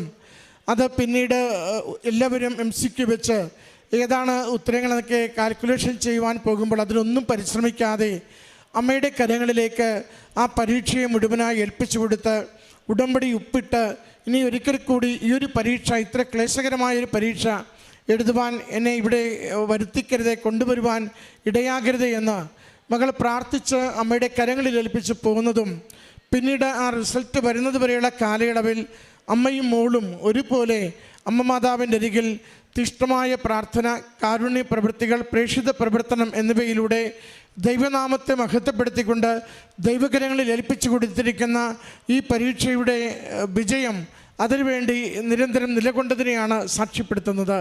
മകൾ പറയുന്നുണ്ട്, മകൾ പോലും ആ റിസൾട്ട് വന്നതിന് മുൻപുള്ള ആഴ്ചയിൽ ഇവിടെ അമ്മയുടെ അരികിൽ വന്ന് കൃത്യമായി പ്രാർത്ഥിക്കുകയും അമ്മയുടെ അരികിൽ അടുത്തൊരാഴ്ച വന്ന് അമ്മയുടെ തിരുമുമ്പിൽ സന്തോഷത്തിൻ്റെ സാക്ഷ്യം പറയുവാൻ സഹായിക്കണമെന്ന് അപേക്ഷിക്കുകയും ചെയ്തുവെന്ന്. ഇന്ന് മകൾ നല്ല മനസ്സോടെ നിറഞ്ഞ സന്തോഷത്തോടു കൂടി ഈ സാക്ഷ്യം പങ്കുവയ്ക്കുമ്പോൾ വലിയ കാര്യങ്ങൾ ചെയ്തു തരുന്ന, ഏറെ ക്ലേശമെന്ന് നാം കരുതുന്നതിന് പോലും ദൈവികമായ സംരക്ഷണം ഒരുക്കിത്തരുന്ന ദൈവികമായ വലിയ ഇടപെടലിനെയാണ് മകൾ അടയാളപ്പെടുത്തുന്നത്. അമ്മയുടെ കരങ്ങളിലേക്ക് ഒരു കാര്യം ഏൽപ്പിച്ചു കൊടുക്കുമ്പോൾ എൻ്റെ കഴിവ് പരിമിതമാണെങ്കിലും എനിക്ക് സ്വയമേവ എൻ്റെ ബുദ്ധി കൊണ്ടോ അറിവ് കൊണ്ടോ ജ്ഞാനം കൊണ്ടോ നേടിയെടുക്കുവാൻ സാധിക്കാത്തതാണെങ്കിലും അമ്മ എനിക്ക് വേണ്ടി അത് ഒരുക്കി തരികയും എൻ്റെ ആ പരിശ്രമത്തെയും എൻ്റെ പ്രാർത്ഥനയെയും അംഗീകരിച്ചുകൊണ്ട് വിജയം നൽകുമെന്ന് എൽത്താരയിൽ സാക്ഷ്യപ്പെടുത്തുകയാണ്. പ്രിയമുള്ളവരെ, ഓരോ ഉടമ്പടി ജീവിതാനുഭവവും നമ്മളെ ഓർമ്മിപ്പിക്കുക ദൈവകരങ്ങളിലേക്കുള്ള പൂർണ്ണമായ സമർപ്പണമാണ്. ദൈവത്തിന് വിട്ടുകൊടുക്കുക, അവൻ കൂടെ നിന്ന് പ്രവർത്തിക്കും എന്നൊരു ബോധ്യം നമ്മുടെ ഉള്ളിൽ വന്നു തുടങ്ങുമ്പോൾ ജീവിതത്തിൻ്റെ കാര്യങ്ങൾ മാറിത്തുടങ്ങും. നമ്മുടെ കഴിവിൽ ആശ്രയിക്കാതെ, നമ്മുടെ സമ്പത്തിൽ ആശ്രയിക്കാതെ, നമ്മുടെ സാധ്യതകളിൽ ആശ്രയിക്കാതെ, ബന്ധുബലത്തിൽ ആശ്രയിക്കാതെ, ജീവിതം ഇപ്പോൾ കടന്നു പോകുന്ന പ്രശ്നമെന്തോ ആ പ്രശ്നത്തിന് എനിക്ക് മതിയായവൻ ഈശോ കർത്താവ് മാത്രമെന്നും അമ്മ മാതാവിൻ്റെ വലിയ കൃപ ഈശോയുടെ അരികിൽ എനിക്ക് വേണ്ടി നിരന്തരം മാധ്യസ്ഥമാകുമ്പോൾ എൻ്റെ ഉടമ്പടി ജീവിതം അത് വൃത്തിയിലും എനിക്ക് ഞാൻ ചെയ്യുമ്പോൾ എൻ്റെ കർത്താവ് എനിക്ക് വേണ്ടി കൂടെ നിന്ന് എനിക്ക് നൽകേണ്ട വിജയം, എനിക്ക് നൽകേണ്ട സുരക്ഷിതത്വം, എനിക്ക് നൽകേണ്ട മേൽഗതി അത് തരുമെന്ന് വിശ്വസിച്ച് ജീവിക്കുവാൻ നമുക്ക് സാധിക്കുക തന്നെ ചെയ്യും. അമ്മയുടെ കരങ്ങളിലേക്ക് എളിമയോടുകൂടി ജീവിത വിഷയം ഏൽപ്പിച്ചു കൊടുക്കാം. നമുക്ക് അസാധ്യമായത് ദൈവത്തിന് സാധ്യമാണെന്ന് ഉറപ്പോടുകൂടി പ്രാർത്ഥിക്കാം. എല്ലാം അമ്മ മാതാവും ഈശോയും നമുക്ക് വേണ്ടി നേടിത്തരുവാൻ എപ്പോഴും സന്നദ്ധമാണ്. അതുകൊണ്ട് പ്രത്യാശയുള്ള വിശ്വാസത്തോടുകൂടി ഉടമ്പടിയിൽ നമുക്ക് നിലനിൽക്കുകയും മുന്നേറുകയും ചെയ്യാം. ഈ മകൾക്ക് ലഭിച്ച ഈ അനുഗ്രഹങ്ങൾക്ക് അമ്മ മാതാവിനും തിരുക്കുമാരനും നന്ദി പറഞ്ഞുകൊണ്ട് കരങ്ങളടിച്ച് ഈ സാക്ഷ്യം നമുക്ക് സമർപ്പിക്കാം. ഈ അൾത്താരിൽ നിന്ന് സാക്ഷ്യം പറയാൻ അനുവദിച്ച മാതാവിനും ഈശോയ്ക്കും ഒരായിരം നന്ദി. എൻ്റെ പേര് അയോണ, ഞാൻ കോട്ടയത്തു നിന്ന് വരുന്നു. ഞാൻ ആദ്യമായി ഉടമ്പടി എടുക്കുന്നത് 2025 മാർച്ച് 28-നാണ്. എൻ്റെ മെയിനായിട്ടുള്ള നിയോഗം എന്ന് പറഞ്ഞാൽ ജർമ്മൻ എക്സാം പാസ്സാവാൻ വേണ്ടിയിട്ടായിരുന്നു. എനിക്ക് B1 2 മൊഡ്യൂളായിരുന്നു, സ്പീക്കിങ്ങും റൈറ്റിങ്ങും ആയിരുന്നു. ബാക്കി ലിസണിങ്ങും റീഡിങ്ങും കിട്ടുന്നില്ലായിരുന്നു.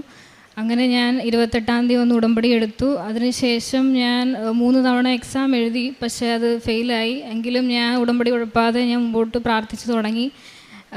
പിന്നീട് ഞാൻ ഇനിയിപ്പം നഴ്സിംഗ് ഡയറക്റ്റ് കയറാനല്ലാതെ വേറെന്തെങ്കിലും മാതാവിന് നിയോഗം ഉണ്ടെങ്കിൽ അതുപോലെ നടക്കട്ടെ, വിട്ടുകൊടുത്ത് പ്രാർത്ഥിക്കാൻ തുടങ്ങി. അവിടുത്തെ ഹിതം പോലെ നടക്കട്ടെ എന്ന് ഞാൻ ആഗ്രഹിച്ചു. അങ്ങനെ ഔപ്പയർ എന്ന് പറയുന്ന ഒരു പ്രോഗ്രാം ഇങ്ങനെ കേട്ട് തുടങ്ങി. അപ്പം ഒരു ഏജൻസിയിൽ ചോദിച്ചപ്പം ഞാൻ B1 2 മൊഡ്യൂളുള്ളൂ, അപ്പം B1 2 മൊഡ്യൂൾ വെച്ച് പറ്റുമെന്നാണ് പറഞ്ഞത്. അങ്ങനെ അവരുടെ കൊടുത്തു ഏജൻസിയിൽ കൊടുത്തു.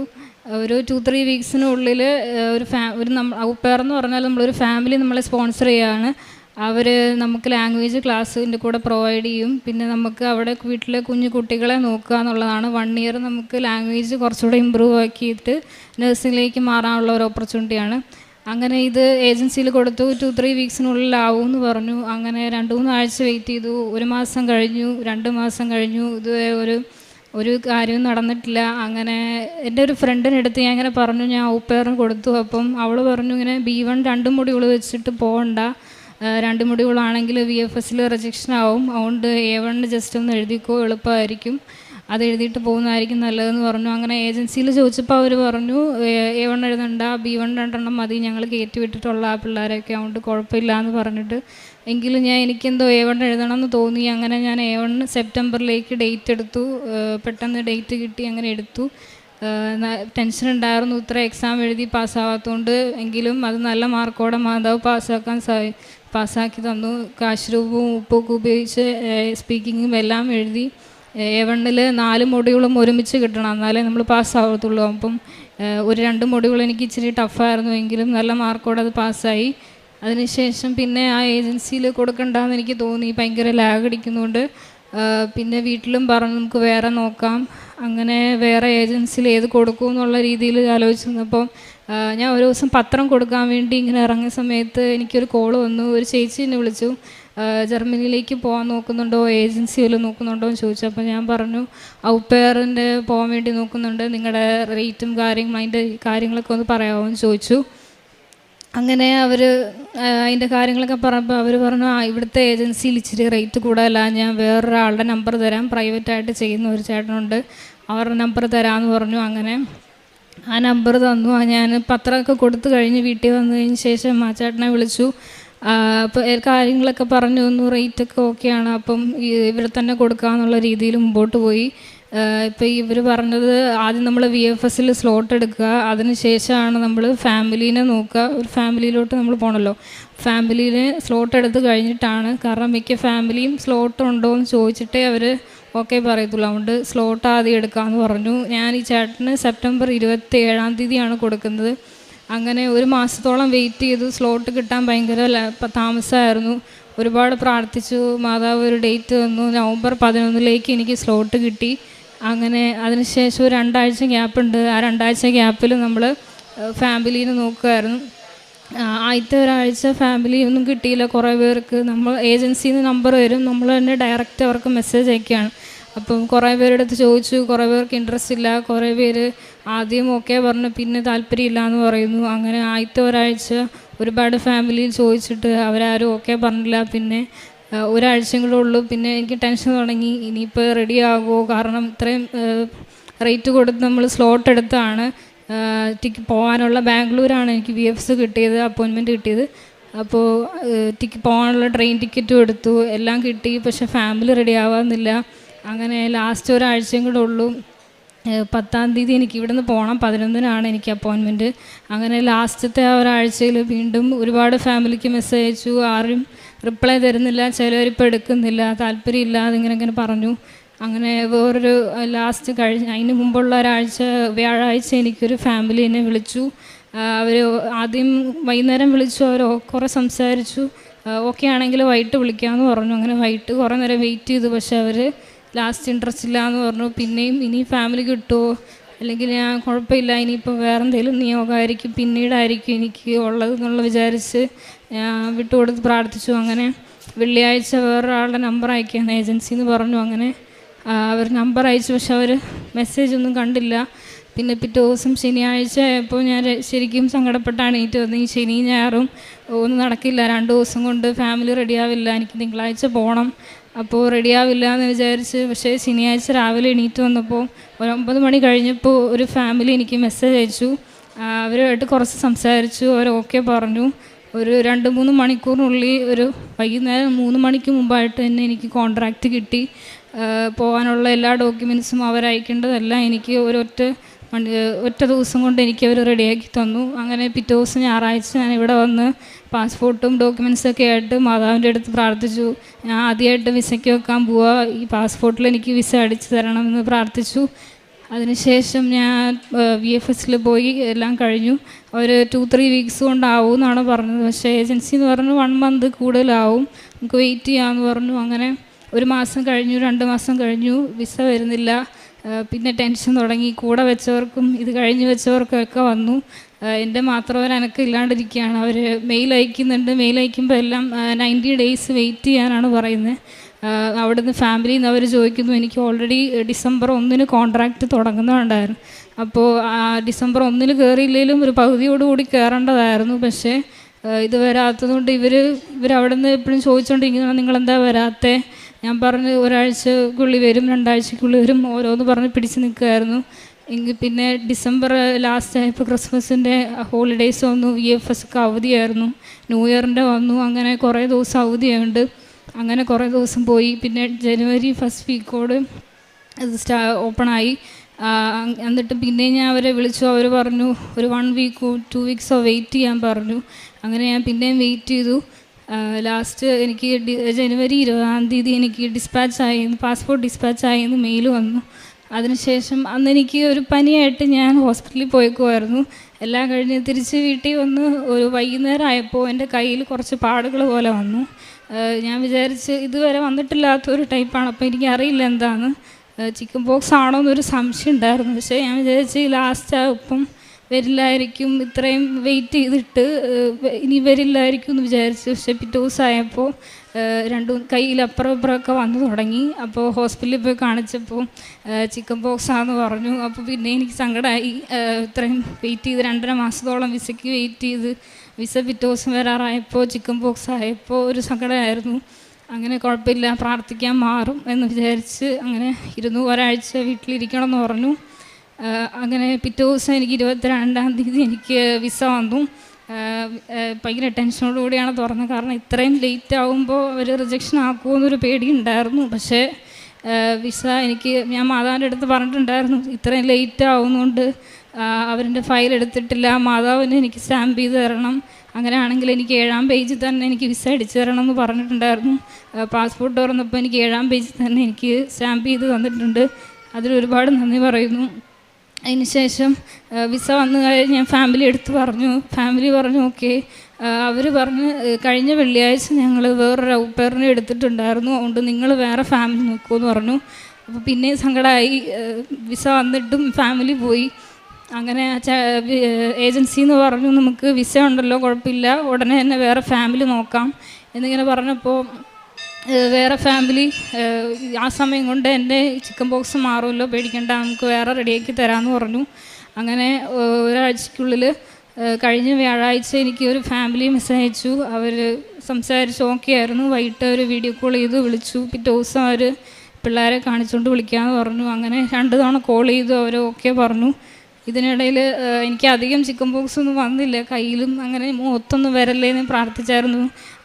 ഒരു റെഡിഷ് കളർ പോലെ വന്നിട്ട് ഒരു പൊങ്ങി വരും. അപ്പം ഞാൻ അവിടെ എല്ലാം തൈലം പുരട്ടി പ്രാർത്ഥിച്ചു.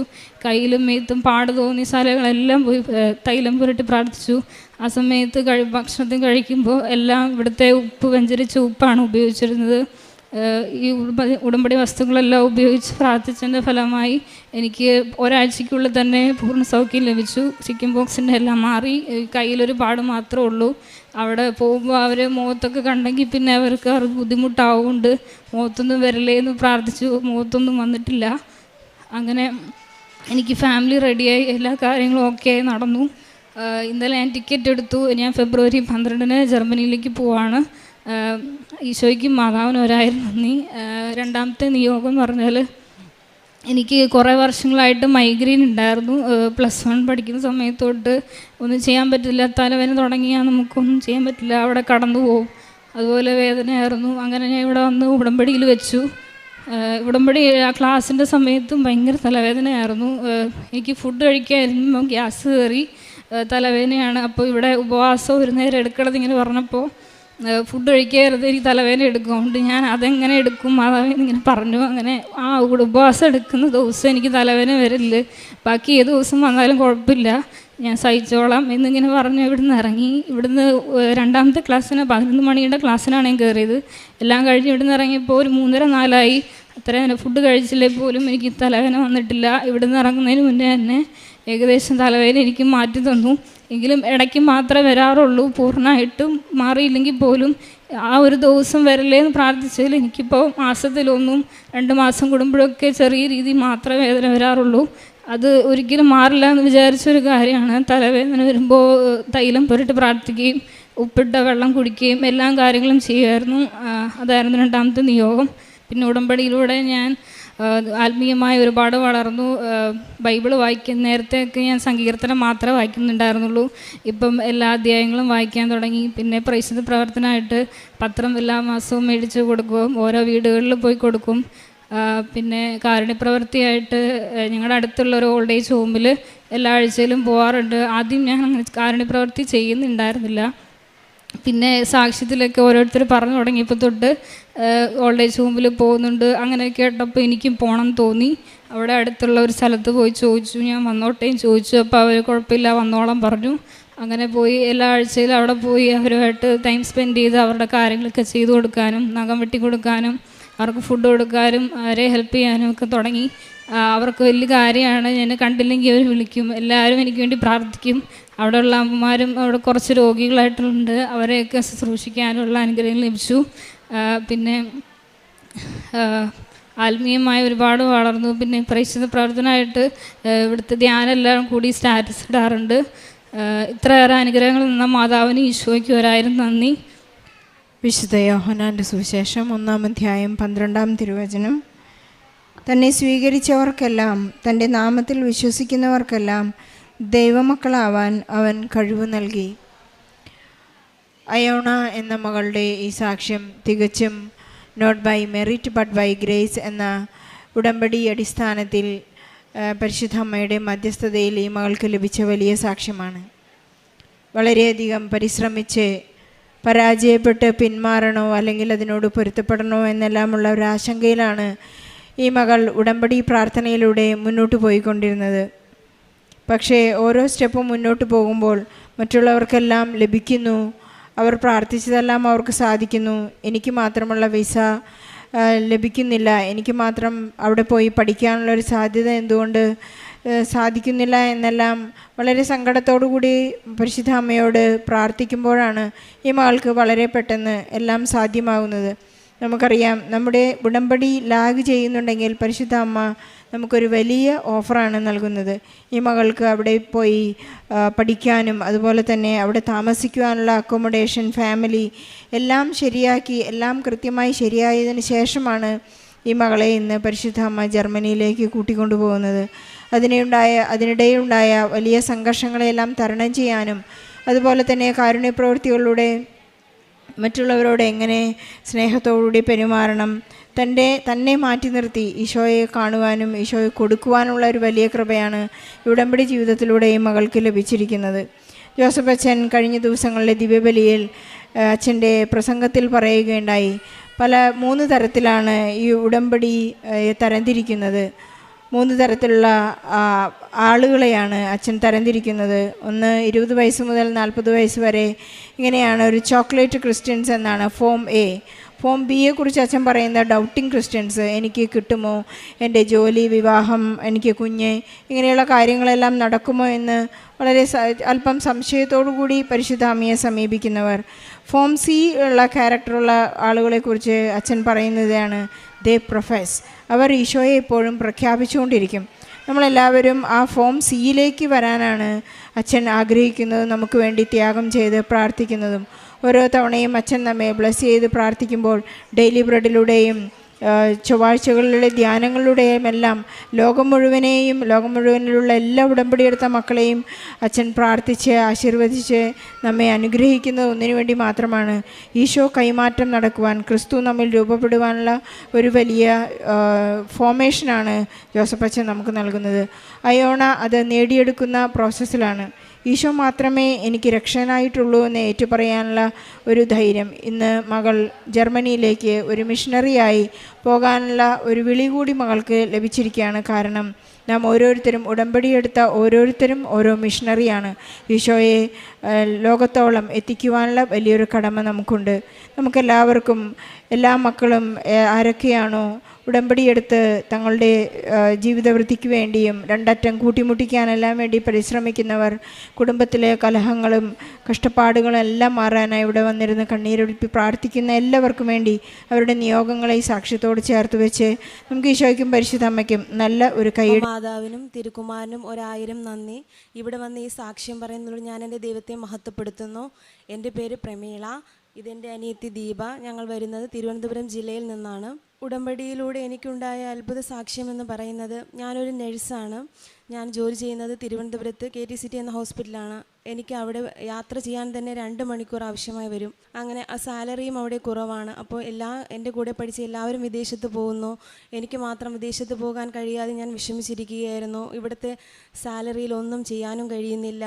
ഓവർ ഡ്യൂട്ടി, ഓവർ ടൈം, അങ്ങനെ ഒരുപാട് സ്ട്രെസ്സൊക്കെ എടുത്തിരിക്കുന്ന സമയത്ത് എല്ലാവരും എന്നോട് പറയുമായിരുന്നു, എൻ്റെ കൂട്ടുകാരൊക്കെ പറയുമായിരുന്നു, നീ ഉടമ്പടി എടുക്കുമ്പോൾ നിനക്ക് ഒരുപാട് മാറ്റങ്ങളുണ്ടാകും, ഉടമ്പടി എടുത്ത് സാക്ഷ്യപ്പെടുത്തുമ്പോൾ നിനക്ക് ഒരുപാട് മാറ്റങ്ങളുണ്ടാകും എന്ന് പറയുമായിരുന്നു. അപ്പോഴൊക്കെ എൻ്റെ ചിന്ത, ഉടമ്പടി എടുക്കുമ്പോൾ അതിൽ ഒരുപാട് കാര്യങ്ങൾ നമ്മൾ സ്ട്രിക്റ്റായിട്ട് ഫോളോ ചെയ്യേണ്ടതുണ്ട്, പ്രാർത്ഥിക്കേണ്ടതും ആത്മീയമായും ഒരുപാട് കാര്യങ്ങൾ ചെയ്യേണ്ടതുണ്ട്. അത്തരം കാര്യങ്ങളൊന്നും എന്നെക്കൊണ്ട് ചെയ്യാൻ കഴിയുകയില്ല. കാരണം ഡ്യൂട്ടി കഴിഞ്ഞ് ഞാൻ വീട്ടിലെത്തുമ്പോൾ തന്നെ ഒരുപാട് താമസിക്കും. ആ സമയത്തൊന്നും എനിക്ക് പ്രാർത്ഥിക്കുവാനോ ഈശോയുടെ സമയം ചെലവഴിക്കുവാനോ സാധിക്കുകയില്ലായിരുന്നു. അപ്പോഴൊന്നും അതിനെപ്പറ്റി ഞാൻ ചിന്തിക്കുക പോലും ഇല്ലായിരുന്നു. എനിക്ക് ഡ്യൂട്ടിക്ക് പോകണം എന്നുള്ളൊരു ചിന്ത മാത്രമേ ഉണ്ടായിരുന്നുള്ളൂ. പിന്നെ എങ്ങനെയെങ്കിലും പരീക്ഷകൾ എഴുതി വിദേശത്ത് പോകണം, ആ ഒരു ചിന്തയും. അതിനപ്പുറം ദൈവത്തെ പറ്റിയോ ദൈവത്തെ മഹത്വപ്പെടുത്തുവാനോ ഒന്നിനും ഞാൻ സമയം കണ്ടെത്തിയിരുന്നില്ല. അങ്ങനെ ഞാനൊരു പെട്ടെന്ന് എനിക്ക് എങ്ങനെ ഇറ്റലിയിൽ പോകുവാനുള്ള ഒരു സംവിധാനമുണ്ടായി. അപ്പോൾ അതിൽ ഞാൻ ജോയിൻ ചെയ്തു. അതിൽ ഇൻ്റർവ്യൂ ഉണ്ടായിരുന്നു. ആ ഇൻ്റർവ്യൂ പങ്കെടുത്ത് അവർ സെലക്ട് ആവുന്നവരെ ഇൻഫോം ചെയ്യുമായിരുന്നു. അപ്പോൾ എനിക്കൊരു ഇൻഫർമേഷനും കിട്ടിയില്ല. അപ്പം ഞാൻ കരുതി ഇത് എനിക്കുള്ളതായിരിക്കില്ല, നമുക്കുള്ള അവസരം വരും, നമുക്ക് വെയിറ്റ് ചെയ്യാമെന്ന് കരുതി. പിന്നെ ഞാൻ പഴയതുപോലെ ഡ്യൂട്ടിക്ക് പോയിക്കൊണ്ടിരിക്കുകയായിരുന്നു. അപ്രതീക്ഷിതമായൊരു കോൾ വന്നു, സെലക്ട് ആയിട്ടുണ്ട്, ഈ പ്രോജക്റ്റിലോട്ട് വരാം, ഇനിയൊരു ഇൻ്റർവ്യൂ ഉണ്ട്, ആ ഇൻ്റർവ്യൂ പാസ്സായി കഴിഞ്ഞാൽ നമുക്ക് പ്രോസസ്സിങ് സ്റ്റാർട്ട് ചെയ്യാം എന്നൊക്കെ പറഞ്ഞിട്ടുണ്ടായിരുന്നു. അങ്ങനെ ആ ഇൻ്റർവ്യൂ പാസ്സായി പ്രോസസ്സിങ് സ്റ്റാർട്ട് ചെയ്തു. വളരെ ബുദ്ധിമുട്ടുള്ളൊരു ഭാഷയാണ് ഇറ്റാലിയൻ. ഞാൻ കേട്ടിട്ടുണ്ടെങ്കിലും ജർമ്മൻ പോലെ വളരെ ബുദ്ധിമുട്ടുള്ളൊരു ഭാഷയാണ് ഇറ്റാലിയനും. എന്നിട്ടും ഞാനത് നഴ്സിംഗ് പഠിച്ച് പാസ്സായി, എനിക്ക് എന്തുകൊണ്ട് ഇറ്റാലിയൻ ഭാഷ പഠിക്കുവാൻ സാധിക്കുകയില്ല എന്ന് വിചാരിച്ച് ഞാനത് പഠിക്കുവാൻ തുടങ്ങി. ആ പ്രോജക്റ്റിൽ ജോയിൻ ചെയ്തു. അങ്ങനെ പോയിക്കൊണ്ടിരിക്കുകയായിരുന്നു. 6 മാസമായപ്പോൾ തന്നെ കൂടെയുള്ള എല്ലാവർക്കും കൂടുതൽ പ്രോഗ്രസ്സുകൾ ഉണ്ടായി. ഞാൻ തുടങ്ങിയെടുത്ത് തന്നെ നിൽക്കുകയായിരുന്നു. A1, A2 അവിടെ തന്നെ നിൽക്കുകയായിരുന്നു. അതിലും എനിക്കൊരു പ്രോഗ്രസ്സും ഉണ്ടായില്ല. ഞാൻ നന്നായി പഠിക്കുമെങ്കിലും എനിക്ക് ഇൻ്റർവ്യൂസ് വരുമ്പോഴത്തേക്കും അറ്റൻഡ് ചെയ്യാൻ കഴിയുന്നില്ല. അങ്ങനെ ഇരിക്കെ ഞാൻ വിചാരിച്ചു, ഉടമ്പടി എടുക്കും മുന്നേ ഞാൻ കരുതിയത് ഉടമ്പടിയുടെ ആവശ്യം ഇപ്പോഴില്ല, ഇത് എന്നെക്കൊണ്ട് കഴിയും, എൻ്റെ കഴിവ് കൊണ്ട് ഇതെനിക്ക് നേടിയെടുക്കാൻ സാധിക്കും, ഇതെനിക്ക് പഠിച്ച് വിദേശത്ത് പോകുവാൻ സാധിക്കും എന്നാണ് ഞാൻ കരുതിയിരുന്നത്. എന്നാൽ പിന്നീട് എനിക്ക് മനസ്സിലായി ഇത് എൻ്റെ കഴിവ് കൊണ്ട് മാത്രമല്ല, ഇതിൽ വേറെ ഒരുപാട് കാര്യങ്ങളുണ്ട്. Not my merit but by grace എന്ന ആ ഒരു വലിയൊരു ഇതെൻ്റെ ഉള്ളിൽ സ്ട്രൈക്ക് ചെയ്തു. ഞാൻ അച്ഛൻ്റെ ധ്യാനങ്ങൾ കേൾക്കുമായിരുന്നു, സാക്ഷ്യങ്ങൾ കാണാറുണ്ടായിരുന്നു. എങ്കിലും ഞാൻ ആത്മീയമായ വലിയ വളർച്ചയ്ക്കൊന്നും മെനക്കെട്ടിരുന്നില്ല. ഞാൻ പ്രാർത്ഥിക്കുവാനോ സമയം കണ്ടെത്തിയിരുന്നില്ല. ആ സമയം വേറെ കാര്യങ്ങൾ മുഴുകുകയും പഠിക്കുകയും ചെയ്യുമായിരുന്നു. അങ്ങനെ എനിക്ക് 6 മാസം കഴിഞ്ഞ് ബാക്കിയുള്ള എല്ലാവരുടെയും പ്രോഗ്രസ്സുകൾ തുടങ്ങി. ഞാൻ അവിടെ തന്നെ നിൽക്കുന്ന സമയം ഞാനിവിടെ വന്ന് ഉടമ്പടി എടുത്ത് 1ാമത്തെ നിയോഗം തന്നെ എനിക്ക് ഇറ്റലിയിൽ പോയി ഒരു നഴ്സായി ജോലി ചെയ്യണമെന്ന് 1ാമത്തെ നിയോഗം വെച്ചു. 2ാമത്തെ നിയോഗം, അനിയത്തിയുടെ തൊണ്ടയിൽ ഒരു വീക്കമുണ്ടായിരുന്നു. അവൾ ശ്രദ്ധിച്ചില്ല, ഞങ്ങൾ ആരും അത് ശ്രദ്ധിച്ചിട്ടുണ്ടായിരുന്നില്ല. കാണുന്നവരൊക്കെ ചോദിക്കും, അനിയത്തിയുടെ തൊണ്ടയിൽ എന്ത് പറ്റി, എന്തെങ്കിലും പ്രശ്നമുള്ളതാണോ എന്നൊക്കെ ചോദിക്കുമായിരുന്നു. ഞാനൊരു നേഴ്സായതുകൊണ്ട് തന്നെ ഞാൻ വളരെ വലിയ രീതിയിലൊക്കെ ചിന്തിക്കുമായിരുന്നു, വേറെ മറ്റെന്തെങ്കിലും പ്രശ്നങ്ങൾ കാണുമോ, അങ്ങനെ വല്ലാത്ത രീതിയിൽ ഞാൻ ഭയപ്പെട്ടിരുന്നു. അങ്ങനെ ഇതെല്ലാം ഇത് 2ാമത്തെ നിയോഗമായി വെച്ച് ഞാൻ ഉടമ്പടി എടുത്ത് പ്രാർത്ഥിക്കാൻ തുടങ്ങി. ആദ്യകാലങ്ങളിലൊക്കെ ഉടമ്പടിയിൽ വളരെ ഉഴപ്പായിരുന്നു. സാക്ഷ്യങ്ങൾ കേൾക്കുമ്പോൾ ഞാൻ കരുതും എല്ലാവർക്കും നല്ല നല്ല സാക്ഷ്യങ്ങൾ പറയാൻ കിട്ടുന്നു, എനിക്ക് മാത്രം എന്തുകൊണ്ട് മാതാവേ ഉടമ്പടി എടുത്തിട്ടും എനിക്കൊരു പുരോഗതിയും ഉണ്ടാകുന്നില്ല എന്ന് ഞാൻ ചിന്തിച്ചിരുന്നു. അപ്പോൾ എനിക്ക് തന്നെ മനസ്സിലായി എനിക്ക് ആത്മീയമായ വളർച്ചയില്ല, എനിക്ക് എങ്ങനെയെങ്കിലും വിദേശത്ത് പോകണം, അനിയത്തി ഇത് മാറണം, അതിനായി ഞാനൊരു ഉടമ്പടി എടുത്തു എന്ന് മാത്രം. അതിനപ്പുറം ആത്മീയമായൊരു വളർച്ചയോ മറ്റു കാര്യങ്ങളോ ഒന്നും എനിക്ക് ഉണ്ടായിരുന്നില്ല. അതിനുശേഷം ഞാൻ പ്രാർത്ഥിക്കുവാൻ സമയം കണ്ടെത്തി, മറ്റുള്ളവരെ സഹായിക്കുവാൻ തുടങ്ങി. അങ്ങനെ ഉടമ്പടിയിൽ പറഞ്ഞിരിക്കുന്ന എല്ലാ കാര്യങ്ങളും കൃത്യമായി പോയിൻ്റ് ചെയ്ത് ചെയ്യാൻ തുടങ്ങി. അങ്ങനെ ഉടമ്പടിയിൽ എനിക്ക് വന്ന ആത്മീയ വളർച്ചയിലൂടെ എൻ്റെ ഈ പ്രോജക്റ്റിലും എനിക്ക് പ്രോഗ്രസ് ഉണ്ടായി തുടങ്ങി. ഇൻ്റർവ്യൂ വരുന്നതനുസരിച്ച് എനിക്ക് അറ്റൻഡ് ചെയ്യുന്നതിന് മുൻപ് തന്നെ ഞാൻ മാതാവിൻ്റെ തൈലം പൂശി പ്രാർത്ഥിക്കുകയും പ്രദക്ഷിണ പ്രാർത്ഥന ചൊല്ലുകയും അതിനുശേഷം ഉപ്പ് എല്ലായിടത്തും വിതറി ഞാൻ ഇൻ്റർവ്യൂ അറ്റൻഡ് ചെയ്യുകയുമായിരുന്നു. അതിനുശേഷം മാസത്തിൽ ഒരു തവണ ഇൻ്റർവ്യൂ ഉണ്ടായിരിക്കും. ഓരോ ഇൻ്റർവ്യൂയിലും കഴിയുന്തോറും എൻ്റെ ലിസ്റ്റ് വരുന്നുണ്ടായിരുന്നില്ല. അപ്പോഴും ഞാൻ മാതാവിനോട് ചോദിച്ചു, മാതാവേ ഇപ്പോഴും ഞാൻ ഉടമ്പടിയിലെ കാര്യങ്ങൾ കൃത്യമായി ചെയ്തിട്ടും എന്തുകൊണ്ട് എനിക്കൊരു പുരോഗതി ഉണ്ടാകുന്നില്ല? അച്ഛൻ്റെ ധ്യാനങ്ങൾ കൂടുമ്പോൾ ഞാൻ എന്ത് കാര്യങ്ങളാണോ ചെയ്യാതെ ഞാൻ മറച്ചു വെക്കാൻ ശ്രമിക്കുന്നത് അത് അച്ഛൻ്റെ ടോക്കിലൂടെ എനിക്ക് കേൾക്കാൻ സാധിക്കും. പത്രം കൊടുക്കാൻ മടിയാണ്. ഞാൻ വീട്ടിലിരുന്ന് പ്രാർത്ഥിക്കാൻ സമയമില്ലാത്തത് കൊണ്ട് ഞാൻ ട്രാവൽ ചെയ്യുന്ന സമയത്ത് ഡ്യൂട്ടിക്ക് പോകുന്ന ടൈമിലൊക്കെ ഇരുന്നാണ് ജപമാല എത്തിക്കുക, പ്രാർത്ഥിക്കുക, ധ്യാനം കേൾക്കുക, സാക്ഷ്യങ്ങൾ കേൾക്കുക. അപ്പോൾ എനിക്കിത് ആരെങ്കിലും കാണുമോ എന്നുള്ള ഒരു ഭയമാണ്. കൊന്തകൾ ചൊല്ലുമ്പോഴും ഇത് എന്നെ ആരെങ്കിലും ശ്രദ്ധിക്കുന്നുണ്ടോ, ആരെങ്കിലും കാണുമോ എന്നുള്ളൊരു, മറ്റുള്ളവരുടെ മുൻപിലിരുന്ന് ദൈവത്തെ മഹത്വപ്പെടുത്തുവാനോ അങ്ങനെയൊക്കെ ചെയ്യാൻ എനിക്ക് ഭയങ്കര മടിയായിരുന്നു. ഇതൊക്കെ മാറ്റിവെച്ച് ഞാൻ മറ്റുള്ളവരെ ആരെയും പറ്റി ചിന്തിക്കാതെ എൻ്റെ ദൈവത്തിനെ മഹത്വപ്പെടുത്തണം, എനിക്ക് വിശ്വാസ കൈമാറ്റം ചെയ്യണം, എനിക്ക് കിട്ടിയിരിക്കുന്ന ഈ ജീവനും ദൈവത്തിന് വേണ്ടിയുള്ളതാക്കണം, ദൈവത്തിന് വേണ്ടി ചെയ്യാൻ പറ്റണം, ദൈവത്തിനെ മഹത്വപ്പെടുത്തണം എന്നുള്ള ഉറച്ച ബോധ്യത്തിൽ നിന്നും അവിടെ നിന്നും ഞാൻ പിന്നെ പ്രാർത്ഥിക്കുവാൻ സമയം കണ്ടെത്തി. എനിക്ക് എപ്പോൾ സമയം കിട്ടിയാലും ഞാൻ പ്രാർത്ഥിക്കണം എന്നുള്ള ഒരൊറ്റ ചിന്ത മാത്രമേ ഉണ്ടായിരുന്നുള്ളൂ. ധ്യാനം കൂടുക, സാക്ഷ്യങ്ങൾ കേൾക്കുക, മറ്റുള്ളവരെ സഹായിക്കുക, മറ്റുള്ളവരടുത്ത് കൃപാസനം ഉടമ്പടിയെ പറ്റി പറഞ്ഞു കൊടുക്കുക, എങ്ങനെ നമുക്ക് നന്മകൾ ചെയ്യാൻ പറ്റും, നമ്മുടെ വിശ്വാസം എങ്ങനെ മറ്റുള്ളവർക്ക് കൈമാറ്റം ചെയ്യാം, മറ്റുള്ളവരെ നോക്കി നമ്മുടെ വിശ്വാസത്തെ മറച്ചു വയ്ക്കാതെ ദൈവത്തെ മഹത്വപ്പെടുത്താൻ എങ്ങനെ നമുക്ക് സാധിക്കും എന്നൊക്കെ ഞാൻ ചിന്തിച്ച് അങ്ങനെ ഞാൻ പ്രവർത്തിക്കാൻ തുടങ്ങി. അങ്ങനെ ഞാൻ ചെയ്യാൻ തുടങ്ങിയതിന് ശേഷം എൻ്റെ പ്രോജക്റ്റിൽ ഒരുപാട് മാറ്റങ്ങളുണ്ടായി. ഒട്ടും പ്രതീക്ഷിക്കാതെ എന്നെക്കാളും നന്നായി പഠിക്കുന്നവരും നല്ല മാർക്കുള്ളവരും നല്ല ലാംഗ്വേജ് ഉള്ളവരും എല്ലാം കഴിഞ്ഞ് പ്രോസസ്സിങ് എല്ലാം ഡോക്യുമെൻറ്റേഷനും ഇരിക്കുന്നവരുടെ കൂട്ടത്തിൽ നിന്നും ഇതെല്ലാം പാതി വഴിയിൽ നിൽക്കുന്ന എന്നെ പെട്ടെന്ന് ഒരു ഇൻ്റർവ്യൂവിൽ വിളിക്കുകയും ആ ഇൻ്റർവ്യൂവിൽ പാസ്സായി എന്ന് അവരെന്നെ വിളിച്ച് പറയുകയും ചെയ്തു. ഈ ഉടമ്പടി നിയോഗം വെച്ച് പ്രാർത്ഥിക്കുമ്പോഴും ഇടയ്ക്ക് വെച്ച് ഒരു പുരോഗതി ഇല്ലായിരുന്നപ്പോൾ ഞാൻ വിചാരിച്ചു, മാതാവേ എനിക്ക് ഈ നിയോഗങ്ങളൊന്നും നീ നേടിത്തന്നില്ലെങ്കിലും എനിക്കിനിയുള്ള ജീവിതം ഉടമ്പടിയിലെ പോലെ ജീവിക്കണം എന്നുള്ളതാണ്, ദൈവത്തെ മഹത്വപ്പെടുത്തണം, അമ്മ മാതാവിലൂടെ ഈശോയുടെ സ്നേഹം അനുഭവിച്ച് ദൈവത്തെ മഹത്വപ്പെടുത്തണം എന്നുള്ളതായിരുന്നു. അങ്ങനെ എൻ്റെ നിയോഗങ്ങൾ പോലും ഞാൻ മറന്ന് പ്രാർത്ഥിക്കാൻ തുടങ്ങി. എനിക്ക് വിദേശത്ത് പോകണമെന്നോ അനിയത്തിരി കാര്യങ്ങളോ എല്ലാം ഞാൻ മറന്ന് പ്രാർത്ഥിക്കാൻ തുടങ്ങി. എൻ്റെ നിയോഗങ്ങൾ പോലും മറന്നു തുടങ്ങിയ സമയത്താണ് അവരെന്നെ വിളിക്കുന്നതും ഇൻ്റർവ്യൂ പാസ്സായി പോകുവാനുള്ള എല്ലാം റെഡിയായി. ഇപ്പം ഞാൻ ടിക്കറ്റുമായിട്ടാണ് ഇവിടെ വന്നിരിക്കുന്നത്. ഫെബ്രുവരി 5-ാം തീയതി ഞാൻ പോവുകയാണ്. എനിക്ക് ഇത്രയും വലിയൊരു അത്ഭുത സാക്ഷ്യം പറയാൻ അവസരം തന്ന എൻ്റെ അമ്മ മാതാവിന് 1000 നന്ദി ഞാൻ രേഖപ്പെടുത്തുന്നു. മറ്റുള്ളവരുടെ മുൻപിലിരുന്ന് പ്രാർത്ഥിക്കുവാനും എല്ലാത്തിനും മടി കാണിക്കുന്ന എനിക്ക് ഏറ്റവും വലിയൊരു വെല്ലുവിളിയായിരുന്നു ഇവിടെ വന്ന് സാക്ഷ്യം പറയുക എന്നുള്ളത്. അമ്മ മാതാവിനോട് ഞാൻ പ്രാർത്ഥിച്ചു, എനിക്ക് എന്ത് തന്നെ നടന്നാലും, എനിക്ക് എന്ത് ദൈവത്തിൽ നിന്ന് കിട്ടിയില്ലെങ്കിലും എനിക്ക് ഇവിടെ വന്ന് സാക്ഷ്യം പറയാനുള്ള ഒരു വലിയ അവസരം തരണം. എല്ലാവരുടെയും മുൻപിലും ദൈവത്തെ മഹത്വപ്പെടുത്തുവാനും അമ്മ മാതാവിലൂടെ ഉടമ്പടിയിലൂടെയാണ് ഇതെല്ലാം ഞാൻ നേടിയെടുത്തതെന്ന് എല്ലാവരുടെയും മുൻപിൽ ഉറക്കെ പറയുവാനും എനിക്ക് വലിയൊരു അവസരം തരണം എന്ന് ഞാൻ ആഗ്രഹിച്ച് പ്രാർത്ഥിച്ചിരുന്നു. അനിയത്തിയുടെ തൊണ്ടയിൽ ആ വീക്കവും വേദനയോടും കൂടി ഞങ്ങൾ ഒരു ആശുപത്രിയിൽ ചെന്നപ്പോൾ അവർ പറഞ്ഞു സ്കാൻ ചെയ്യണം, അവിടെ നിന്ന് കുത്തി പരിശോധിക്കണം എന്നൊക്കെ പറഞ്ഞിട്ടുണ്ടായിരുന്നു. അപ്പോൾ ഞാനിത് അവളുടെ തൊണ്ടയിൽ തൈലവും പുരട്ടി ഉപ്പും കൊടുത്ത് പ്രാർത്ഥിക്കുമെങ്കിലും വളരെയധികം ടെൻഷനായിരുന്നു. ഇത് വേറെ എന്തെങ്കിലും ആയിരിക്കുമോ മറ്റെന്തെങ്കിലും, വളരെയധികം ഭയമായിരുന്നു. അങ്ങനെ ഞങ്ങൾ സ്കാൻ ചെയ്തപ്പോൾ സ്കാനിങ്ങിൽ ഞാൻ ഭയപ്പെട്ട രീതിയിലുള്ള യാതൊരുവിധ കുഴപ്പങ്ങളും ഉണ്ടായിരുന്നില്ല. സ്കാനിങ് നോർമൽ ഫൈൻഡിങ്സ് ആയിരുന്നു. യാതൊരുവിധ കുഴപ്പമില്ലാതെ, അവൾക്ക് യാതൊരു കുഴപ്പമില്ലാതെ തന്ന അമ്മ മാതാവിന് 1000 നന്ദി. അമ്മ മാതാവിനോട് ഒരുപാട് കുഞ്ഞു കുഞ്ഞു അനുഗ്രഹങ്ങൾ എനിക്ക് നേടിയെടുക്കുവാൻ സാധിച്ചു. ഇതെല്ലാം തന്നതിന് അമ്മ മാതാവ് ഞാൻ 1000 നന്ദി പറയുന്നു. ആത്മീയ കാര്യങ്ങൾ എനിക്ക് ഒരുപാട് ആത്മീയ വളർച്ചയുണ്ടായി. ഞാൻ ഒരുപാട് പ്രാർത്ഥിക്കുവാൻ തുടങ്ങി. 5:30 പ്രാർത്ഥിക്കാൻ എഴുന്നേൽക്കുന്ന ഞാൻ 7 മണി വരെ ഇരുന്ന് പ്രാർത്ഥിക്കും. എപ്പോൾ സമയം കിട്ടിയാലും പ്രാർത്ഥിക്കുക, ദൈവത്തെ മഹത്വപ്പെടുത്തുക എന്നുള്ളത് മാത്രമാണ് ഇപ്പം എൻ്റെ ലക്ഷ്യം. ഇപ്പം അവിടെ വിദേശത്ത് പോയി കഴിഞ്ഞാലും എനിക്ക് പ്രാർത്ഥിക്കാൻ കഴിയുമോ എന്നുള്ളതാണ് എൻ്റെ ഒരു ടെൻഷൻ. എനിക്ക് ഇനി ജീവിതകാലം മുഴുവനും ദൈവത്തെ മഹത്വപ്പെടുത്തി ആത്മീയമായി വളരണം. ഒരു കുട്ടിയുടെ വളർച്ച പോലെ ആത്മീയ കാര്യങ്ങൾ ഇനിയും ഒരുപാട് വളരണമെന്ന് ഞാൻ ആഗ്രഹിക്കുകയും പ്രാർത്ഥിക്കുകയും ചെയ്യുന്നു. കാരുണ്യ പ്രവൃത്തികൾ ഞങ്ങളുടെ അടുത്ത് തന്നെ ഒരു അനാഥാലയം, കരുണാലയം എന്ന് പറഞ്ഞ ഒരു അനാഥാലയമുണ്ട്. അവിടെ പോയി അവരെ കാണുകയും അവർക്ക് ഒരു നേരത്തുള്ള ഭക്ഷണത്തിനുള്ള പൈസ കൊടുത്ത് സഹായിക്കുകയും ചെയ്യും. പിന്നെ വഴി കാണുന്നവർക്കൊക്കെ പൈസ കൊടുക്കും, ചോദിക്കുന്നവർക്കൊക്കെ. മുൻപൊക്കെ ആണെങ്കിൽ അവർ പൈസ ചോദിക്കുമ്പോഴും അവർക്ക് എന്തിനാണ് പൈസ, അങ്ങനെയാണ് ഇങ്ങനെയാണെന്നൊക്കെ ഞാൻ ചിന്തിച്ചിരുന്നു. അതും അച്ഛൻ ഒരു ടോക്കിൽ പറഞ്ഞു, നമ്മൾ കൊടുക്കേണ്ടത് കൊടുക്കുക. കാരുണ്യ പ്രവൃത്തികൾ ചെയ്യുമ്പോൾ നമ്മൾ പിന്നീടുള്ളതിനെപ്പറ്റി ചിന്തിക്കേണ്ട ആവശ്യമില്ല, നമ്മളാൽ കഴിയുന്ന കാര്യങ്ങൾ നമ്മൾ ചെയ്യുക എന്ന്. അതിനുശേഷം പിന്നെ ഞാൻ ആര് ചോദിച്ചാലും കൊടുക്കും. എന്നാൽ കഴിയുന്നത്, എൻ്റെ കയ്യിലുള്ളത് ഞാൻ കൊടുത്ത് സഹായിക്കും.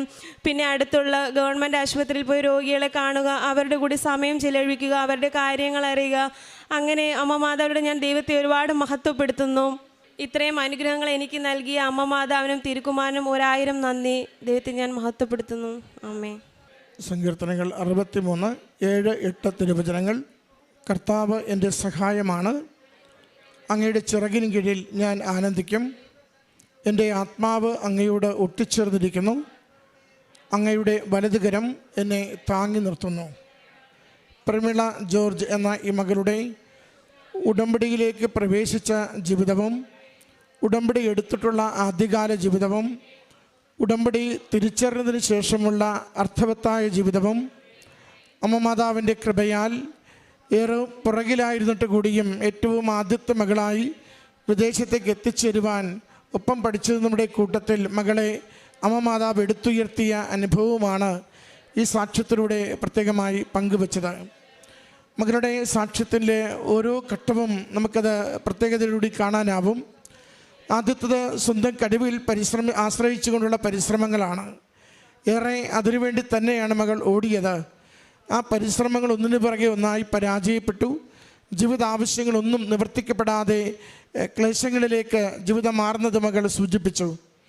പിന്നീട് ഉടമ്പടി എടുക്കുവാൻ വേണ്ടി മകൾ അണയുന്നതും, ഉടമ്പടി നിബന്ധനകളെ പേടിച്ച് അല്പകാലമൊന്ന് പുറകോട്ട് മാറി നിൽക്കുന്നതും, ഉടമ്പടി എടുത്തതിന് ശേഷം ചില കാര്യങ്ങൾ ചെയ്തും ചില കാര്യങ്ങൾ സ്വയം വേണ്ടെന്ന് തീരുമാനിച്ചും ഒരു 50-50 മനസ്സോടുകൂടി ആ ഉടമ്പടി ജീവിച്ചതിനെയാണ് മകൾ സൂചിപ്പിച്ചത്. അതിൽ പ്രധാനമായും 2 കാര്യങ്ങൾ മകൾ സൂചിപ്പിച്ചു. ഒന്ന്, മറ്റുള്ളവരുടെ മുമ്പിൽ യേശുവിനെക്കുറിച്ച് പറയുക, അല്ലെങ്കിൽ ഞാൻ പ്രാർത്ഥിക്കുന്നൊരു വ്യക്തിയാണെന്ന് മറ്റുള്ളവർ അറിയുക. അതേറെ കുറച്ചിലുള്ള കാര്യമായി മകൾക്ക് തോന്നിയിരുന്നു. അതോടൊപ്പം തന്നെ പ്രാർത്ഥന പോലും വളരെ ഗൗരവത്തിൽ ജീവിതത്തിൻ്റെ ഭാഗമായി എടുക്കുവാൻ അങ്ങനെ ശ്രദ്ധിച്ചിരുന്നില്ല. ബാക്കി എല്ലാ കാര്യങ്ങളും ചെയ്തോടി നടക്കുമ്പോൾ പ്രാർത്ഥനയ്ക്കുള്ള സമയവും കുർബാനയ്ക്കുള്ള സമയവും മാത്രമായിരുന്നു ഇല്ലാതിരുന്നത്. പിന്നീട് ഉടമ്പടിയിൽ അല്പം കൂടി കാര്യങ്ങളൊന്നും നടക്കാതെ വരികയും കൂടുതൽ കാര്യങ്ങൾ ഇങ്ങനെ പ്രതിസന്ധിയിലേക്ക് വരികയും പുതിയൊരു ഭാഷ, ഇറ്റാലിയൻ ഭാഷ പഠിക്കുവാൻ ചെന്നിട്ട് അവിടെയും വലിയ മെച്ചമില്ലാതെ മുന്നോട്ട് പോകുമ്പോഴാണ് മകൾ ഉടമ്പടിയെ ഒന്നല്പം കൂടി ഒന്ന് പരിശോധിക്കുന്നത്. എന്താ ഉടമ്പടിയിലുള്ള കുഴപ്പങ്ങൾ? തൻ്റെ വ്യക്തിപരമായ ഉടമ്പടി ജീവിതം എങ്ങനെയാണ് മുന്നോട്ട് പോകുന്നത്? ഏതൊക്കെ മേഖലകളിലാണ് തിരുത്തലുകൾ തനിക്ക് ആവശ്യമുള്ളത്? സുന്ദരമായിട്ട് മകൾ തൻ്റെ വാക്കുകളിൽ അത് സൂചിപ്പിച്ചു. ഉടമ്പടിയെ തിരിച്ചറിയുവാൻ തുടങ്ങി. ഉടമ്പടി ജീവിക്കേണ്ടത് എങ്ങനെയെന്ന് അമ്മ തന്നെ മകളെ പഠിപ്പിച്ചു.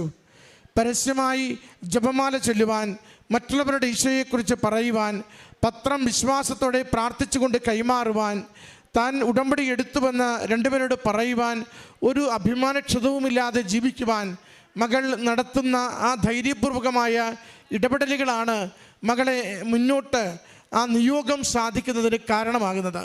പ്രിയമുള്ളവരെ, അതെപ്പോഴും ഉടമ്പടിയിൽ സൂക്ഷിക്കണം. ഉടമ്പടി ഒരു മൂഢപടമുള്ള ജീവിതക്രമമല്ല. അങ്ങനെ കരുതുകയും ചെയ്യരുത്. നമുക്ക് എളുപ്പമെന്ന് തോന്നുന്നത്, നമുക്ക് വേറെ പൊള്ളലൊന്നും ഏൽക്കില്ല എന്ന് കരുതുന്ന കാര്യങ്ങൾ ചെയ്തുകൊണ്ടിരിക്കുക, ബാക്കിയൊക്കെ ഈശോയ്ക്ക് മനസ്സിലാകും എന്ന് പറഞ്ഞ് വിട്ടുകൊടുത്തേക്കുക. ഉടമ്പടി വളരെ ഗൗരവത്തോടു കൂടി ഉത്തരവാദിത്തമുള്ള, ദൈവസന്നിധിയിൽ വാക്ക് കൊടുക്കുന്ന ഒരു ജീവിതക്രമമാണ്. ഉടമ്പടി എടുക്കുന്നുണ്ടോ, ഉടമ്പടി ജീവിക്കുവാൻ നമ്മൾ ഉത്തരവാദിത്തമുള്ളവരാണ്. ആരെയും നിർബന്ധിച്ചൊരിക്കലും ഉടമ്പടിയിലേക്ക് പ്രവേശിപ്പിക്കില്ല. നിങ്ങൾ വരുമ്പോൾ തന്നെ കൃപാസനത്തിനത് എഴുതി വച്ചിട്ടുള്ളത് കാണാൻ പറ്റും. നിങ്ങളുടെ സ്വന്തം ഇഷ്ടപ്രകാരം സ്വതന്ത്രമായ തീരുമാനത്തോടു കൂടിയാണ് നമ്മൾ ഓരോരുത്തരും ഉടമ്പടിയിലേക്ക് പ്രവേശിക്കുന്നത്. കാരണം ഇത് എൻ്റെ ദൈവവുമായി ഞാൻ ഏർപ്പെടുന്ന വളരെ ഗൗരവമുള്ള, ഉത്തരവാദിത്തമുള്ള, എൻ്റെ പഴയ ജീവിതത്തെ തിരുത്തി എഴുതുന്ന, എൻ്റെ ജീവിതത്തിൻ്റെ ആഭിമുഖ്യങ്ങളെ മുഴുവനും ദൈവത്തിന് സ്വന്തമായി തീരെഴുതുന്ന ഒരു പദ്ധതിയാണ്. അതുകൊണ്ടാണ് മനുഷ്യരുടെ മുമ്പിൽ എന്നെ ഏറ്റുപറയുന്നവനെ സ്വർഗസ്ഥനായ പിതാവിൻ്റെ മുമ്പിൽ ഞാനും ഏറ്റുപറയും എന്ന് 10:32 മത്തായിയുടെ സുവിശേഷം നാം വായിക്കുന്നത്. അത് മനുഷ്യരുടെ മുമ്പിൽ ദൈവനാമത്തെ മഹത്വപ്പെടുത്തുവാൻ നമുക്ക് ആരോഗ്യം തരുന്ന, നമുക്ക് നമ്മുടെ ചമ്മൽ മാറ്റി സന്തോഷം തരുന്ന, നമ്മുടെ ജീവിതത്തെ മുന്നോട്ട് നയിക്കുന്ന ദൈവിക പദ്ധതി തന്നെയാണ് ഉടമ്പടി. ഇതൊരു രഹസ്യമായ ജീവിതക്രമമല്ല. അതുകൊണ്ടാണ് അച്ഛൻ പറയുക, ഇത് ഒരു പ്രാർത്ഥനയല്ല, ഒരു പ്രാർത്ഥിക്കുന്ന ജീവിതക്രമമല്ല, മറിച്ച് ഇത് പ്രവർത്തിക്കുന്ന ജീവിതക്രമമാണ്. മറ്റുള്ളവരുടെ മുമ്പിൽ ധൈര്യത്തോടെ പറയാനാവണം, ഞാൻ ഉടമ്പടി എടുത്തു, എൻ്റെ അമ്മ മാതാവിലൂടെ എൻ്റെ ഈശോയുടെ അനുഗ്രഹത്തിന് വേണ്ടി ഞാൻ ഈ നാളുകളിൽ ജീവിക്കുകയാണ്, ഞാൻ കുർബാനയ്ക്ക് ഞാൻ പങ്കെടുക്കുന്നത് ദൈവസ്നേഹത്തോടു കൂടിയാണ്, ജപമാല ഞാൻ ചൊല്ലുന്നത് അമ്മ എൻ്റെ ജീവിതത്തിൽ ഇടപെടുമെന്ന് ബോധ്യമുള്ളത് കൊണ്ടാണ്, ഞാൻ കുമ്പസാരിക്കുന്നത് പാപങ്ങൾ ആവർത്തിക്കില്ലെന്ന് ഹൃദയത്തിൽ തീരുമാനമെടുത്തിട്ടാണ്, അനുതാപത്തോടു കൂടിയാണ്. വെറുതെ ഒരു കുമ്പസാരമല്ല, വെറുതെ ഒരു കുർബാന കാണലല്ല, എങ്ങനെയെങ്കിലും ജപമാല ചൊല്ലിത്തീർക്കലുമല്ല. പ്രിയമുള്ളവരെ, ഇതിന് ഓരോരുത്തരും ഓരോ കാര്യത്തിനും നമ്മൾ അർത്ഥം കൊടുക്കുമ്പോൾ ദൈവം കൂടെ നിന്ന് പ്രവർത്തിക്കുന്നത് കാണാനാവും. മക്കൾ, അതിനെക്കുറിച്ചാണ് ഈ സാക്ഷ്യം മുഴുവനും നമ്മളോട് പങ്കുവെച്ചത്. അവരുടെ ആറ്റിറ്റ്യൂഡിൽ വന്ന വ്യത്യാസം ദൈവകൃപയായി വളരുന്നത് നമ്മൾ തിരിച്ചറിയുന്നുണ്ട്. അവൾ ദൈവത്തെ ഓൺ ചെയ്തപ്പോൾ ദൈവം അവളെ ഓൺ ചെയ്തുവെന്ന് ഈ അൾത്താരയിൽ സാക്ഷ്യപ്പെടുത്തുകയാണ്. കൂടെയുള്ള എല്ലാവരും പാതിവഴി പിന്നിട്ട് ഈ അടുത്ത ദിവസം പോകുമെന്ന് കരുതി കാത്തിരിക്കുമ്പോൾ എങ്ങുമെങ്ങും എത്താതിരുന്ന മകളുടെ ഇൻ്റർവ്യൂ വേഗം ശരിയാവുകയും മറ്റെല്ലാവരെക്കാളും മുൻപന്തിയിൽ മകള് എത്തിച്ചേരുകയും ചെയ്തുവെന്നാണ് സാക്ഷ്യത്തിൽ പറയുന്നത്. അത് ദൈവത്തിന് ഒരല്പ നിമിഷം മതി. നമ്മുടെ വർഷങ്ങളും ദൈവത്തിൻ്റെ നിമിഷവും തുല്യമാണ്. അതുകൊണ്ട് നാം എത്ര കണ്ട് പുറകിലാണെന്നതിനെക്കുറിച്ചല്ല, നാം എത്ര വേഗത്തിൽ ദൈവത്തിന് സ്വന്തമായി തീരുവാൻ, ദൈവത്തിന് വിശ്വസിക്കുവാൻ കൊള്ളാവുന്ന ജീവിതമായി തീരുവാൻ പരിശ്രമിക്കുന്നു എന്നതിനെക്കുറിച്ചാണ് ശ്രദ്ധ വേണ്ടത്. ദൈവത്തിന് സ്വന്തമാകുവാൻ നമ്മൾ തയ്യാറാണോ? ദൈവം എല്ലാവരെക്കാളും മുൻപന്തിയിൽ കൊണ്ടുവന്ന് നമ്മുടെ ജീവിതത്തെ തൊടുവാൻ, അനുഗ്രഹിക്കുവാൻ, മേൽഗതിയിൽ നയിക്കുവാൻ കൂടെയുണ്ടാവും. അതിൻ്റെ സാക്ഷ്യം ഈ സഹോദരി ഈ അൾത്താരയിൽ പങ്കുവയ്ക്കുന്നു. സമയച്ചുരുക്കത്തിൻ്റെ സാക്ഷ്യമാണിത്. ദൈവത്തെ ഓൺ ചെയ്യുമ്പോൾ ദൈവം കൂടെ നിന്നു എന്ന് പറയുന്ന സാക്ഷ്യമാണിത്. ഭാരങ്ങൾ ലഘൂകരിച്ചു കൊടുത്തു. ഭാഷയുടെ പഠനം, വിദേശത്തേക്കുള്ള പ്രോസസ്സ് എല്ലാം ലഘൂകരിച്ചു കൊടുത്തുവെന്ന് മകൾ അൾത്താരയിൽ പറയുന്ന സാക്ഷ്യമാണിത്. അതോടൊപ്പം സഹോദരിക്ക് ലഭിച്ച രോഗസൗഖ്യത്തെയും അൾത്താരയിൽ സാക്ഷ്യപ്പെടുത്തി. പ്രിയമുള്ളവരെ, ഉടമ്പടിയിലായിരിക്കുന്ന നമ്മൾ പ്രത്യേകമാവിധം അമ്മയുടെ തിരുനടയിൽ ഒന്ന് പരിശോധിക്കേണ്ടത്, ഇത് ഒരു കബളിപ്പിക്കലോ കൗശലമോ ഉടമ്പടിയിൽ ചേർത്തിട്ടുണ്ടോ? അത് ഉടമ്പടി പൂർണ്ണമായും വിശ്വസ്തതയിലും വിശ്വാസ്യതയിലും ജീവിക്കുന്നവരാണോ?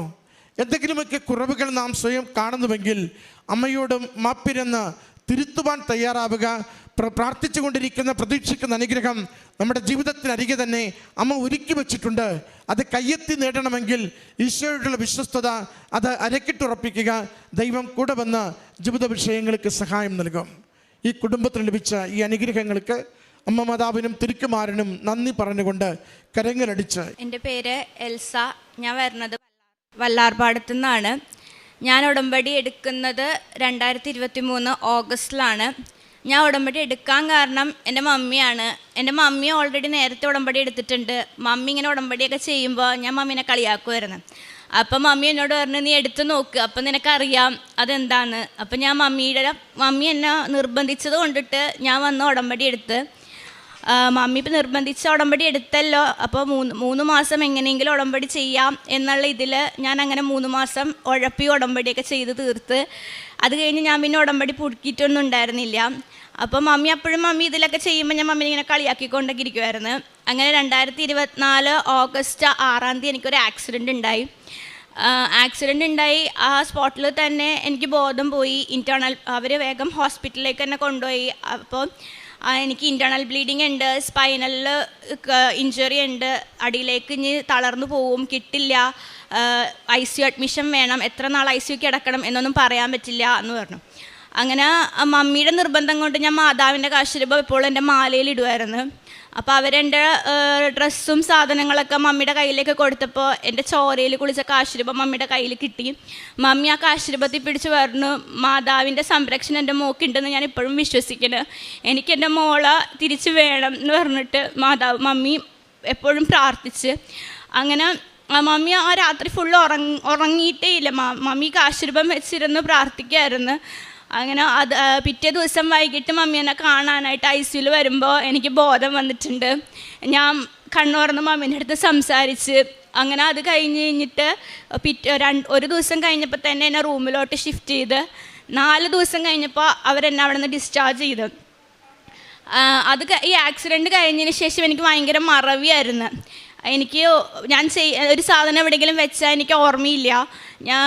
എനിക്ക് ഭയങ്കര മറവിയായിരുന്നു. ഞാനൊരു നേഴ്സാണ്. അപ്പോൾ ഡ്യൂട്ടിക്കൊക്കെ പോകുമ്പോൾ എനിക്ക് പല കാര്യങ്ങളും ഓർമ്മയുണ്ടായിരുന്നില്ല. അപ്പോൾ ഞാൻ ഇത് മമ്മീൻ്റെ അടുത്ത് പറഞ്ഞപ്പോൾ മമ്മി എന്നോട് പറഞ്ഞ്, മോള് പ്രത്യക്ഷീകരണ പ്രാർത്ഥന ചൊല്ലി ഉടമ്പടി തൈലം തലയിൽ നെറ്റിയിൽ തേച്ച് കുരിശ് വരച്ചിട്ട് പ്രാർത്ഥിക്കുക, ജോലിക്ക് മാതാവ് കൂടെ വരും എന്ന് പറഞ്ഞു. അപ്പം അപ്പോഴും എനിക്കങ്ങനെ വലിയ വിശ്വാസം ഒന്നും അപ്പോഴും ഉണ്ടായിരുന്നില്ല. പിന്നെ മമ്മി പറഞ്ഞല്ലേ എന്ന് ഓർത്തിട്ട് ഞാൻ അങ്ങനെ ചെയ്യുമായിരുന്നു. പക്ഷേ മമ്മി പറഞ്ഞത് ഞാനങ്ങനെ ചെയ്ത് കഴിഞ്ഞപ്പോൾ എൻ്റെ കൂടെ മാതാവ് വരുന്നുണ്ടെന്നുള്ളൊരു ഫീലിംഗ് എനിക്കുണ്ടായി. എനിക്ക് ഓർമ്മക്കുറവോ അങ്ങനത്തെ പ്രശ്നങ്ങളൊന്നും പിന്നെ ഉണ്ടായിരുന്നേ ഇല്ല. അങ്ങനെയാണ് എനിക്കിതിലേക്ക് വിശ്വാസം വന്നു തുടങ്ങിയത്. അത് കഴിഞ്ഞിട്ട് ഞാൻ കുറേ നാളായി പുറത്തേക്ക് പോകാനുള്ള ഓരോ എക്സാമുകൾ ഇങ്ങനെ നോക്കുന്നത്. എനിക്ക് എന്ത് ചെയ്യണം, എവിടെ തുടങ്ങണം ഒന്നും എനിക്ക് അറിയില്ലായിരുന്നു. ഞാൻ ആദ്യം സൗദിക്ക് പ്രോസസ്സിങ് സ്റ്റാർട്ട് ചെയ്ത് പ്രോമെട്രിക്ക് പഠിക്കാൻ ചേർന്നു. അത് ഞാൻ പാതി വഴിക്ക് ഡ്രോപ്പ് ചെയ്ത്. OET ചേർന്നു. അത് ഞാൻ പാതി വഴിക്ക് ഡ്രോപ്പ് ചെയ്ത്. എവിടെ എന്ത് സ്റ്റാർട്ട് ചെയ്യണം, എവിടെ എന്ത് പഠിക്കണം ഒന്നും എനിക്ക് അറിയില്ലായിരുന്നു. അങ്ങനെ ഒരു ട്യൂസ്ഡേ ഞാനിവിടെ വന്ന് ഇങ്ങനെ പ്രാർത്ഥിച്ച്, മാതാവ് എനിക്കൊരു വഴി കാണിച്ച് ഞാൻ എന്താ പഠിക്കേണ്ടത്, ഞാൻ എവിടെയാണ് പോകേണ്ടത്, ഏത് രാജ്യത്തേക്കാണ് ഞാൻ പോകേണ്ടത്, എനിക്ക് ഒന്നും അറിഞ്ഞൂടെ, എനിക്ക് ഒരെണ്ണം കാണിച്ചതാന്ന് പറഞ്ഞിട്ട് ഞാനിവിടെ വന്ന് പ്രാർത്ഥിച്ച് ഞാൻ പോയി.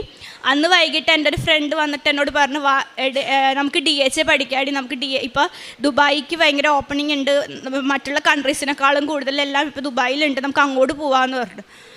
അങ്ങനെ ഞാനത് മാതാവിനോട് ചോദിച്ചു.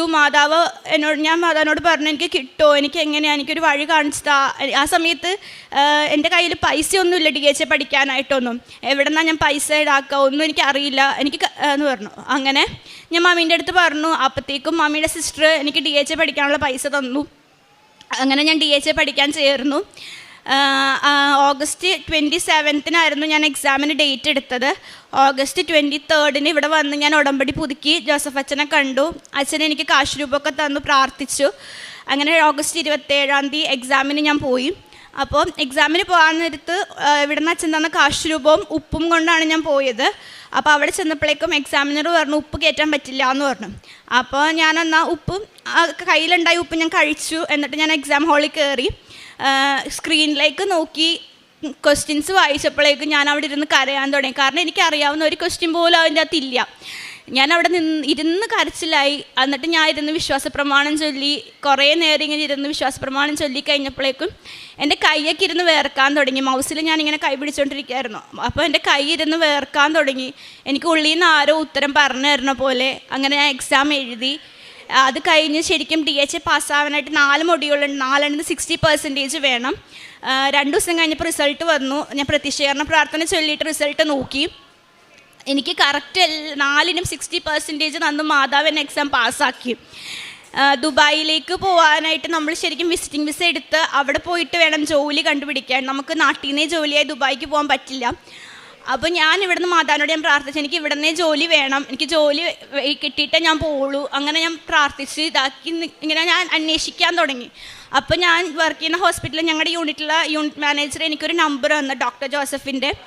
ഞാനപ്പോൾ ഈ സാറിനൊന്ന് പുള്ളിക്കാരൻ അവിടെ, ഞാൻ ട്രാൻസ്പ്ലാന്റ് യൂണിറ്റിലാണ് വർക്ക് ചെയ്യുന്നത്. അപ്പോൾ അവരുടെ പുതിയൊരു ട്രാൻസ്പ്ലാന്റ് യൂണിറ്റ് സ്റ്റാർട്ട് ചെയ്യുന്നുണ്ട്, അവർക്കവിടെ സ്റ്റാഫിനെ വേണം എന്ന് പറഞ്ഞു.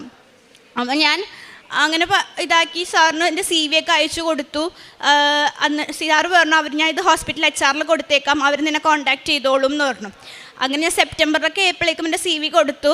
ഒരു അനക്കവും ഇല്ല. ഞാൻ മാതാവിനോട് എനിക്ക് ഒക്ടോബർ ലാസ്റ്റിന് മുമ്പ് എനിക്ക് എന്തെങ്കിലും ഒരു തീരുമാനമാക്കി തരണം എന്ന് പറഞ്ഞു. ഒക്ടോബർ 24 എനിക്ക് ഇൻ്റർവ്യൂ കോൾ വന്നു. ഇൻ്റർവ്യൂ ഫസ്റ്റ് സെക്ഷൻ കഴിഞ്ഞു, ഭയങ്കര പാടായിരുന്നു. രണ്ടാമത്തെ സെക്ഷൻ ആയപ്പോഴേക്കും ഞാൻ മാതാവിൻ്റെ കാശുരൂപം കൈ പിടിച്ചിട്ട് പറഞ്ഞു, മാതാവ് എന്നിലൂടെ എനിക്ക് സംസാരിക്കണം, എനിക്ക് വേണ്ടി അമ്മ ഇൻ്റർവ്യൂ അറ്റൻഡ് ചെയ്യണം എന്ന് പറഞ്ഞു. വിശ്വാസപ്രമാണം ചൊല്ലി ഞാൻ അവിടെ ഇരുന്നു. അവർ വിളിച്ചു. അവരെന്നോട് ആകെ ഒരു ക്വസ്റ്റ്യനേ ചോദിച്ചുള്ളൂ. അത് കഴിഞ്ഞാൽ ഓക്കെ ബൈ എന്ന് പറഞ്ഞു പോയി. അപ്പോൾ ഞാൻ ഓർത്ത് ഇത് പോയി, ഇത് കിട്ടില്ല എന്ന് ഞാനിങ്ങനെ ഓർത്ത്.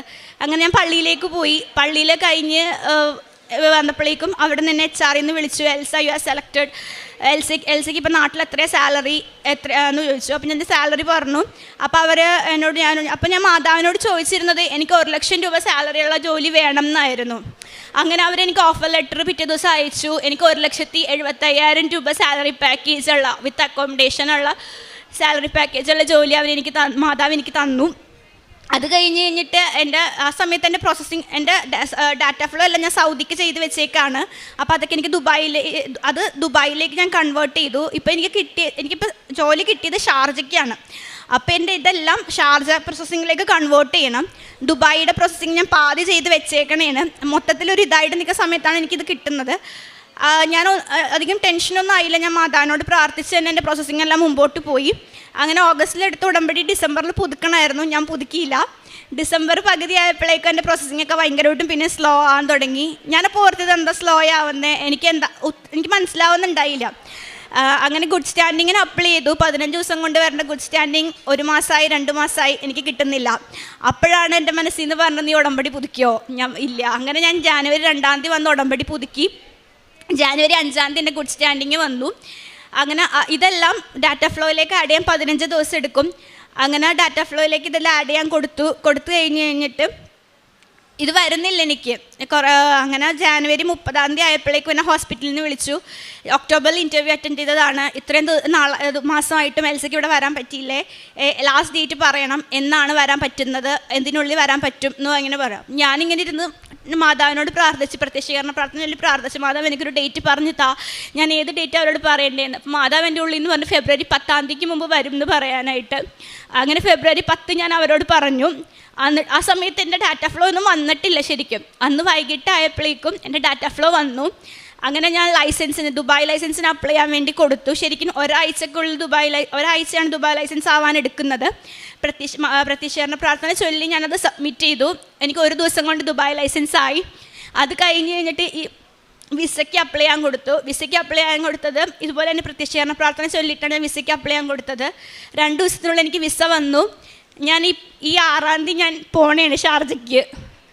എനിക്ക് ഇത്രയും ചെയ്തു തന്നത് എൻ്റെ മാതാവിൻ്റെ മാധ്യസ്ഥം കൊണ്ടാണ് എനിക്കിതെല്ലാം കിട്ടിയത്. എൻ്റെ വിശ്വാസം മാതാവ് ഒരുപാട് വളർത്തി. എനിക്ക് ഒട്ടും വിശ്വാസം ഉണ്ടായിരുന്നില്ല ഇതിൽ. പക്ഷേ എൻ്റെ മമ്മിയുടെ ഇത് നിർബന്ധം കൊണ്ട് ഉടമ്പടി എടുത്ത ഞാനിപ്പോൾ മാതാവിൽ ഭയങ്കരമായിട്ട് എൻ്റെ വിശ്വാസം ഭയങ്കരമായിട്ട് ഉറപ്പിച്ച് എനിക്ക് വേണ്ടി സഞ്ചാരി മാതാവ് എനിക്ക് മുമ്പേ പോയി എല്ലാം ചെയ്തു തന്ന മാതാവിന് ഒരുപാട് നന്ദി. ഞാൻ ഇവിടുന്ന് കിട്ടുന്ന പത്രം ഞാൻ വർക്ക് ചെയ്യുന്ന ഹോസ്പിറ്റലിൽ കൊടുക്കുമായിരുന്നു.